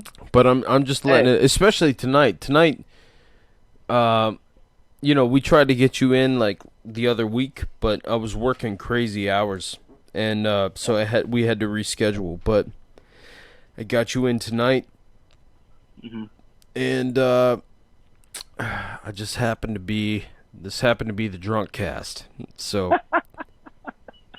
I appreciate it, man. Hey, I'm cool with that. I'm glad you told me last time, so I didn't like. Will, where you at? Will, what's going on, man? Yeah, Will, I wouldn't have left you hanging. I'm pretty on top of our shit as far as it comes to that. Like I'll let people know, you know. But building rapport with your clients, man. That's Lazy Man's Hustle, Chapter 3. Hey, you're not a client, man. You're a guest on my show, so yes, sir. You're providing content, you know. That's all right. So I guess we talked about childhood. I want you to find that movie we made back in 6th grade. Oh, I have it. I don't know. D, I have it. It's probably on. It's probably on VHS, sitting on top of my bookcase up in my dining room right now, because I stole all my parents' VHSs and shit, and I was gonna make them digital. I was gonna upload them to YouTube and shit. Yeah. I haven't done it yet, but I have all their old fucking VHS home videos and shit. I got videos of me when I was like 9 months old. I got some dumb shit, man. They had the one from that birthday party where I was being an asshole for no reason. Yeah, I was at Desert Storm. Fuck y'all. D. Dealing with all those like actual vets, like looking around like, who the hell is this kid? That's what I got from you, man. I got that shit from you, just being spontaneous. That's real shit. Well, that was us when we were kids, man. Exactly. You know what? I gotta say, one time when we were young, when we were probably fucking, I don't know, 12. I'm gonna say 12. Me and D out in the fucking field next to my house when I was growing up in Leesburg. No. We're fucking around. We're doing Dragon Ball Z shit. All right, go fuck yourself. D elbowed me in the fucking nose. Bop! Dragon Ball Z. Dragon Ball Z, bitch. Go fuck yourself, Goku. Yeah. Got busted in the nose by Piccolo and shit. Hey, I'm glad you remember that. I remember that shit. That's awesome, man. You know that's my. You know you're the one person that knows that's my boy on Dragon Ball. Oh, I know. And you've always been Goku, so you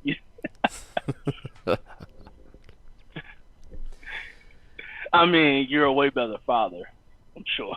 Well, you're not. Hey, I'm a go to King Kai's planet to train. Yeah, you know what? Goku wasn't there. He was the absent father. All right. I try to be all right. Meanwhile, though, my kids are upstairs and I'm doing a podcast. That's fire, man. I mean, I'm sure they're asleep, right? I feel like it's a lazy man's hustle, though. You are hustling, man. You got your podcast going. You got the links going. That's lazy man's hustle. Man. You know what? If I can do the lazy man's hustle and make money while I'm getting drunk, particularly this podcast, this is episode 26. 28. The Drunkcast. Then, if I can make a cent off this particular podcast, then I'll feel accomplished. That's the lazy man's hustle, man. I had a podcast, Ultra Diesel Time. We're actually bringing it back. No, I remember. I watched one or two of them. You know what you need to do is come out here, like I was telling you earlier. You need to come out here and we'll do some jujitsu. Mm-hmm. And then after that we'll do a show. You come and sit in live in the studio. Dude, that'll be awesome. That'll be an honor. Yeah. You get your I own. probably would be crying too much in order to actually do a show, but you get your own mic. You know, you get 30 minutes in a shower to try and recover from the jujitsu, and you'll be all right though. I hope y'all don't go too tough, man. I don't need that. We go pretty hard, but that's okay. You'll learn some shit. I mean, we don't. It's not like I'm just gonna come out here and just fucking fuck you up. you come out and you know, not like I'm qualified to teach jujitsu, but I can show you what I know, and Lloyd knows some shit, and you know, nobody's trying to hurt anybody. You just come out here and you just do it, and then you come out here, and then after jujitsu, then we do a podcast. It's just fun. Jiu-jitsu and chill? Jiu-jitsu and chill, man. Oh, man. Hashtag jiu-jitsu and chill. Hashtag soaked as fuck. What was the other? Hashtag soaked. Hashtag soaked and yoked. Hashtag soaked and yoked. Soaked and Wow. yoked. Either way you want to do it. Hashtag Drunkcast. Sorry, are you doing the hashtags for the show? Yeah, we do. I can be your advertiser, man. I can do that for you if you want. You look, you're for sure gonna want to drop this. You know, post a link to this one, your interview and shit. Of course. Hashtag whatever the fuck you want. Hashtag lazy man's hustle. Hashtag Will thought I hated him my whole life. No. That's not true. And it's not that I ever thought that you hated me. It's just that shit got a little weird for a period of time. I understand, fam. Hey. That's all I'm gonna say. There's, you know, we're past that already. Why they even go back? I was just making a joke. Why are we back here, Will? I'm not liking it back here. It's cold. It's I'm cold in McDonald's back right now. It's cold back there in the corner of It's cold McDonald's. back in the past. It's cold in the past right now, man. Oh, it's cold in the past. It's cold in the past. Back in the past when things were shitty. No. It's cold, man. It's 2017. Right. It's 2017, D. Hey, Donald Trump's president. Things are better now. Whoop, whoop. Woo woo. Man, those protests. I'm sorry. I had to laugh. I'm sorry. Yeah, no, I saw him. I was there earlier. Did you see the video I posted? Oh, no, man. I missed out. No, we had a bunch of fucking people, protesters, walk out right in the middle of 395 earlier. I took a video of it. Wow. Go to my Facebook. You'll see it. It's actually, you know what? I got it pulled up. I'm gonna play it right now. All right, family. I can't see it, but I'm gonna pay attention. No, you won't see it, but if you rewatch the video, you'll be able to see it. I want to see how goofy I look on here. So this is good. Hey, you don't look that goofy. You look all right. You look sharp as fuck. Like Lloyd said, you got a set of chompers on you, D. Well, thank you, sir. So, let's watch this video. I mean, does Lloyd want my phone number or? Yeah, Lloyd wants to fuck you for sure. All right. Well, I'll be in Winchester and. He's just smiling. I feel like Lloyd is drunker than I am somehow. I've been going pretty hard. Unless he's sneaking shots. He hasn't said a word in an hour. I've been sneaking I noticed shots. that, man. All right, so check this out. All right, I'm gonna play this video of when the blockage finally let loose and our we were able to fucking flow freely across 395. But check this out. This was me earlier today. Jesus Christ, got 267 views already.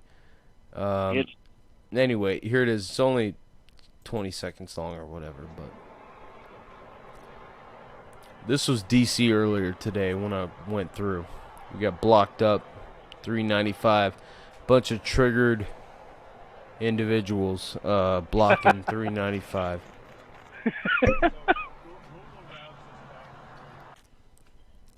Whoa. Shout out to protesting. Is that the entire video? Hashtag shout out to protesting. Hashtag shout out protest. Hashtag Trump. Hashtag not my president.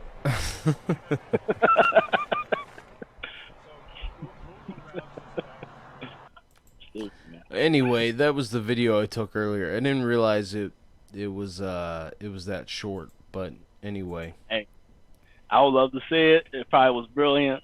Well, you'll see it if you D. You got to go like our page and you can watch it once we're done with the live stream. You can. Okay. No, I'm playing. I'll go like it. I'm gonna watch it. I'm gonna go back. I'm gonna be like, this is like Cloverfield times 1,000.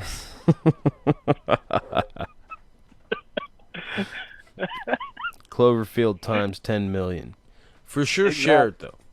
You know, let people know. You gotta hashtag let them know. You gotta hashtag soaked as fucked. Hashtag soaked and yoked. That's when you go work out. Hashtag soaked and yoked. Hashtag soaked and yoked. Hashtag Cloverfield times 1,000. Hashtag Cloverfield times 10 billion. 10 billion. Hashtag lazy You got man's way hustle. too many. You got hashtag lazy man's hustle. You got hashtag way too many zeros in a hashtag.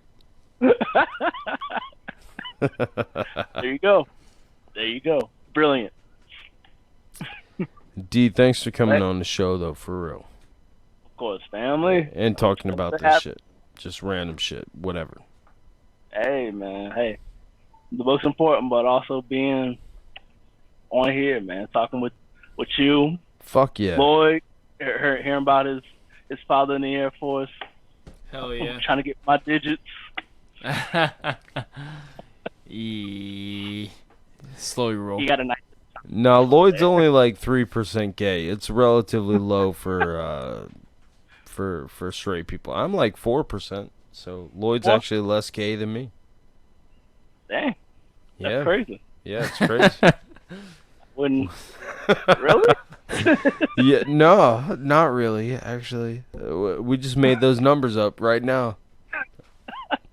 That's crazy, dude. Yeah, you know what? It's So, on yeah. the internet forever. So hashtag go on fuck top of yourself.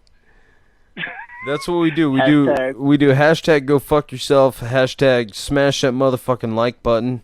Hashtag soaked as fuck. Hashtag let them know podcast. Hashtag go fuck yourself. That's what we do. Nice. Yeah, we do Double go. go. Yeah, Double we go fuck yourself. yeah we double go fuck yourself. Hashtag double go fuck yourself. 2 times to fuck yourself. Yeah, double up on that one for sure. Gotta make sure there's no kids out here. You know, people get that late night meal. And Well, then some people kids- start, and then kids start watching the Let Them Know podcast. You know, what do you know? There you go. I'm gonna push it like I'm like, hey, this guy inspired the lazy man's hustle. This is the podcast. No, The Lloyd got one of my phone number when I came on there. no, that's honestly inspirational though, D. If you say that, like that, I'm some sort of inspiration for that. I feel like you got to add me to your book. You got to put me. You got to put me at the end or at the intro or something like, yo. We got the fine Lazy Man's Hustle coming out next month. So if you want the forward, you can have the forward, man. No, I told you a while ago. I'm gonna get a copy of it. I just haven't done it yet, but I will. So we got the refined, the new version of it. It's gonna expand a lot more. It's gonna take. This one was my heart. That's all I'm saying. Lazy Man Hustle was my heart. It goes in depth on what I did, but I want another person's perspective on what they did to get to their Lazy Man's Hustle.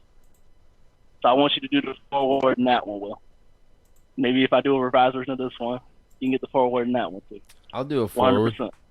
I'll do a beautiful forward for that shit. Believe it, I can write. All right. So, I just how much time we got left, Lloyd? Not much. Yeah, I think we got about 15 minutes. 15? All right. Seem like you out right now. Huh? I mean, it seems like you want me to leave. You're just like, No, it's not like that. Hey, No, he's just leave right wondering. No, I got to keep track of how much time we got left, though, because I hate getting cut off in the middle of a sentence. You know what I mean? Because it makes Facebook them want more. Facebook cuts us off though at 4 hours, and we've been going hard. So All right, dude. I can't wait to watch it. I can't believe I'm still awake. Honestly, if I'm being honest. Me too. Pour me another shot, Lloyd. That bottle's almost done. You guys going hard in the paint, man. I mean, can y'all do overtime and still get people to view, or? Well, we could go. Well, I don't think anybody's even watching anymore. But but it goes up on Facebook and it goes up on SoundCloud and everything, so other people can see it after the fact. But our live viewers are pretty much gone. I mean, I don't know who we got. I mean, there's probably. Let's see. Let's find out. Friday? Everybody's gone? Well, it's Friday. That's what I was talking about it earlier. Let's see. We got 4 viewers. So theoretically, are you watching it, D? Are you watching a live stream? I can't right now, but I definitely watch it whenever I see it on. Well, I'm saying, I was just wondering if you're watching it right now. So theoretically, we got 2 people watching left. Nice. Hello, 2 people. My name is 3. Diesel, aka Darrell Hearns. I like long walks on the beach. And I like sucking female genitals. Yeah. And not sounding like a serial killer.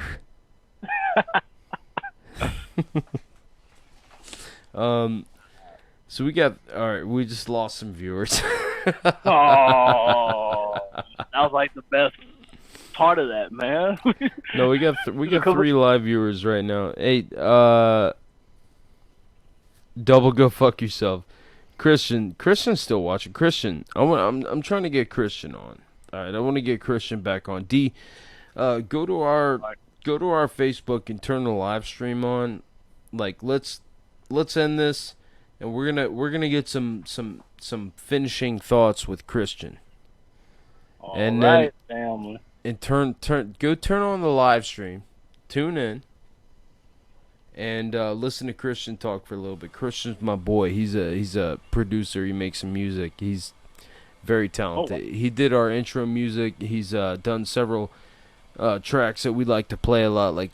Particularly me, I'm dumb as fuck, so I like to play this So Far From Here track that he keeps doing. We're running out of time, man. We're running up on 4 hours. This is our 4-hour show. Alright, dude. I'm gonna get out the camera. Everybody, get the Lazy Man's Hustles on Mad Cloud. That's the PDF. You only need a Kindle to read that one. You can get the hard copy on Amazon and CreateSpace. And I promise you're gonna love the book. It's a fast read. You're gonna laugh your ass off at some of the stuff I say. If you heard me on here, you had a couple of Snickers, you're gonna love the read. Hell yeah, Thanks for brother. having me, Will. Hell yeah. I'll see you later, man. D, yes. Hey, how can they find you on Twitter, Instagram, Facebook? Snapchat at hashtag LazyMansHustle. If you're lucky, you might get a dick pic. And Instagram at Darrell HD. DURELL HD. and Facebook at Duell. Duell. Yes, sir. Hey, where did that come from? The Duell thing. I wanted to. Oh, it's an interesting way of spelling my name. I just went with it. Yeah, but there's no R, so it's not. I know. It's just interesting. I know you know, but I'm just saying, like, it's. I thought you were making some sort of statement with that shit. Seriously, because. Yes, let's duel. Duell. Everybody. D, I love you, brother. Thanks for coming on the show. I had a blast, honestly, and thanks for coming on. And we'll do it again, though, in person, though. You got to come out here. You got to roll with me and Lloyd and my boy Dustin. And Right. yeah, you got to come out here do some jiu-jitsu with us. And then afterwards, we shower up, do a podcast. Yeah, you're going to need a shower. You're going to need a shower. At the same time? No, we don't shower at the same time. But occasionally, I'll get Lloyd if he's got a spot he can't reach. But Oh, I got you. So. D, I love you, brother. All right. Thanks for coming on the show. Have a good night. Catch you soon, brother. Thank you. Oh, hey. Same Lloyd. Peace. Peace. Christian, let's do this shit. We got a couple minutes left.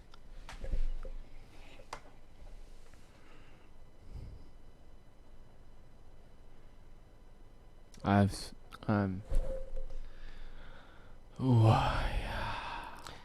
so Christian says, bro, I can't call in tonight, but anyway, can you preview the new EP for a little? I'll send you a link. Alright, so I think, you know what? Let's end this. I'm drunk, Lloyd. You poured me a shot already. Sorry. I did. Pour yourself another shot. Don't be a dumbass. Don't be a dumbass, Lloyd.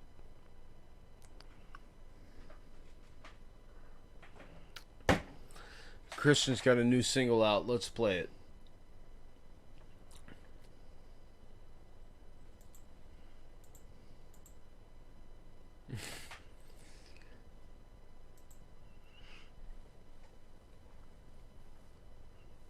There it is, right? Yeah, that's it. But I want to play some sort of weird ass video on top of it. I've been doing that a lot, and it's my favorite. We're gonna play a I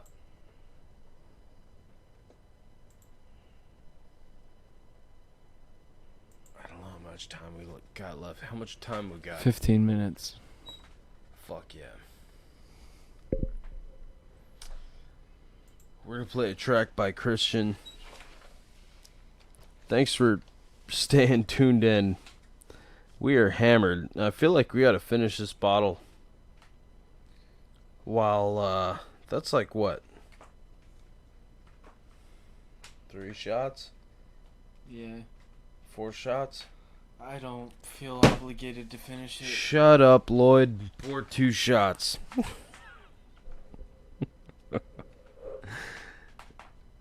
I don't feel obligated to finish it either, but I can't even speak English right at this point. Alright.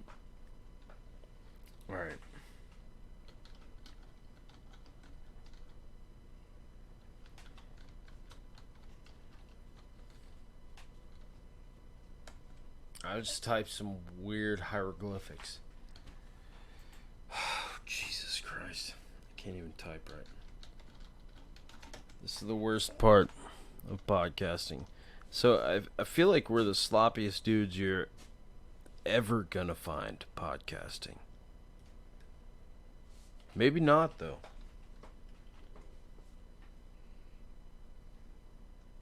What do you think, Lloyd?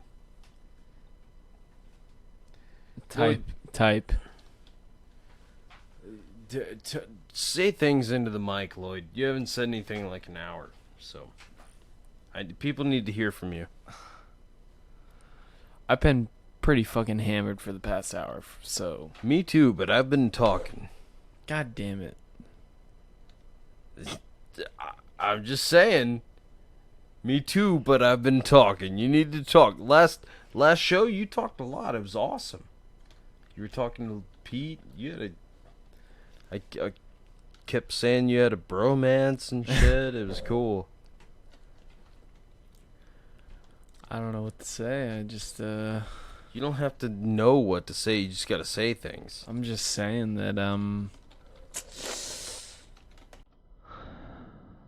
ready to, Retire? yeah. And I'm waiting for you to pull up the music and shit to just close us out, really.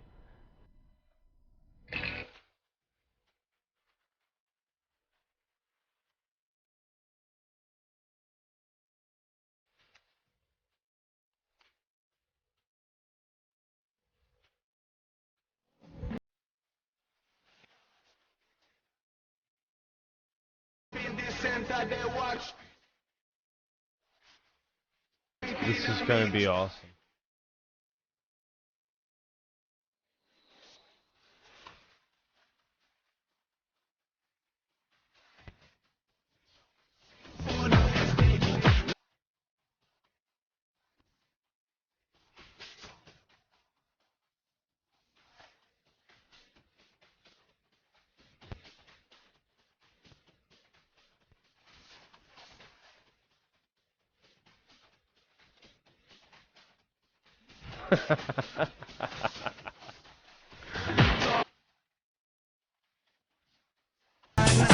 Alright, well, they fucked up by not making this illegal or something, but we're playing some somatics on top.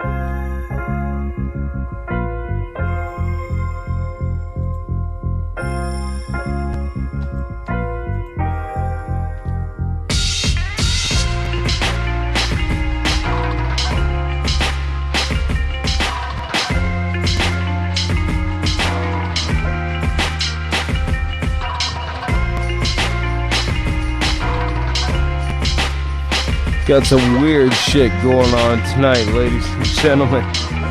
Drinking. Pour me a shot, Lloyd. God damn it. Pour me a shot. Pour me 2 shots. I'll drink 37 shots in a row right now. No, I won't. Don't pour me 37 shots, but pour yourself a shot.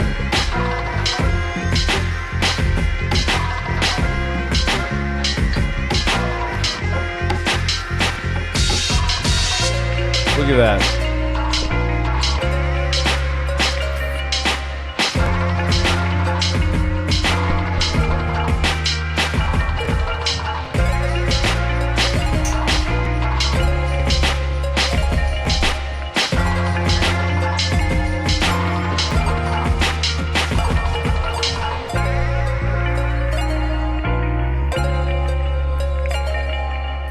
www.letthemknowpodcast.com. Scroll down, click on one of our affiliate links, buy something, bitch. It doesn't matter. Buy whatever you want. On it. Susara, Amazon.com. If you want to help us out, buy something off of one of those, off our website. It doesn't cost you a goddamn thing, but it helps us out.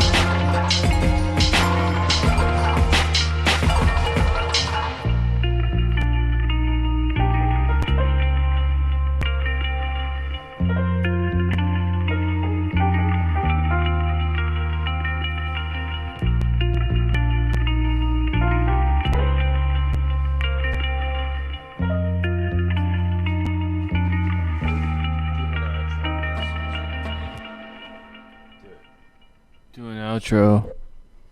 Huh? What? Oh, let's do it. Do we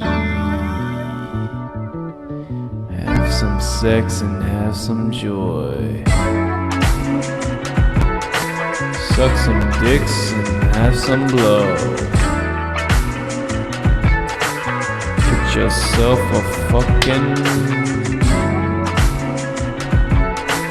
whatever.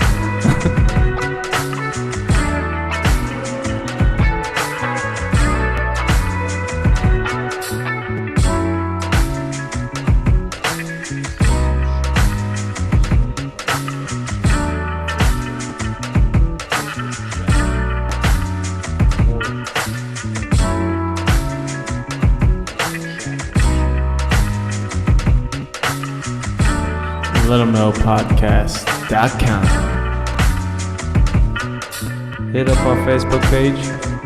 Got a little shop going on. Got some cool shit going on over there. So, give Shirts, us some love. bumper stickers. Shirts and bumper stickers. Go fuck yourself. Go suck 8,000 dicks. Buy some shirts and bumper stickers.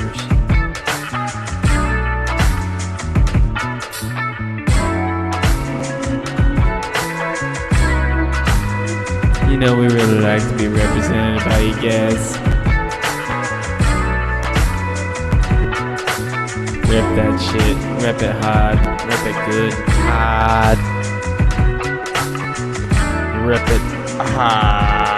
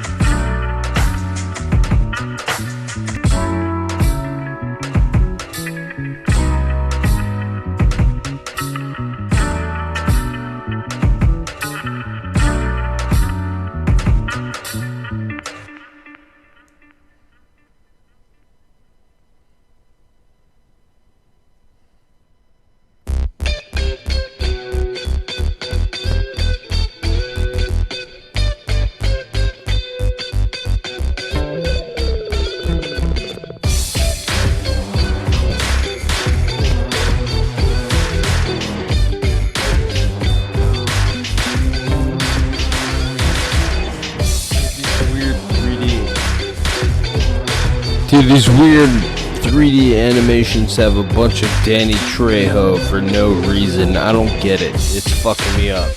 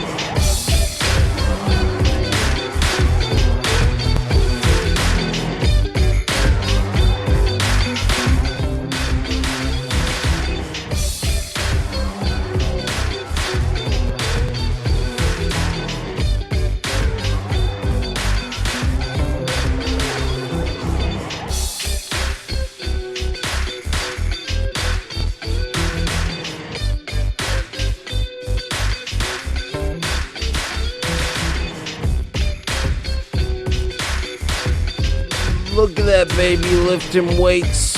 He's strong now. He's raising his hand. That bitch is hot. Somebody's gonna fuck her. It's him. They're running through a field. They're gonna fuck. They're gonna fuck. It's life, America.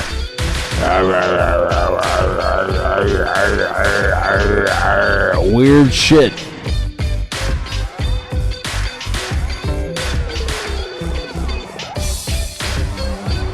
And now, a barn and naked people in rocking chairs. One of them is a skeleton, the other one's going to heaven. Jesus Christ, shit is weird. I love these weird.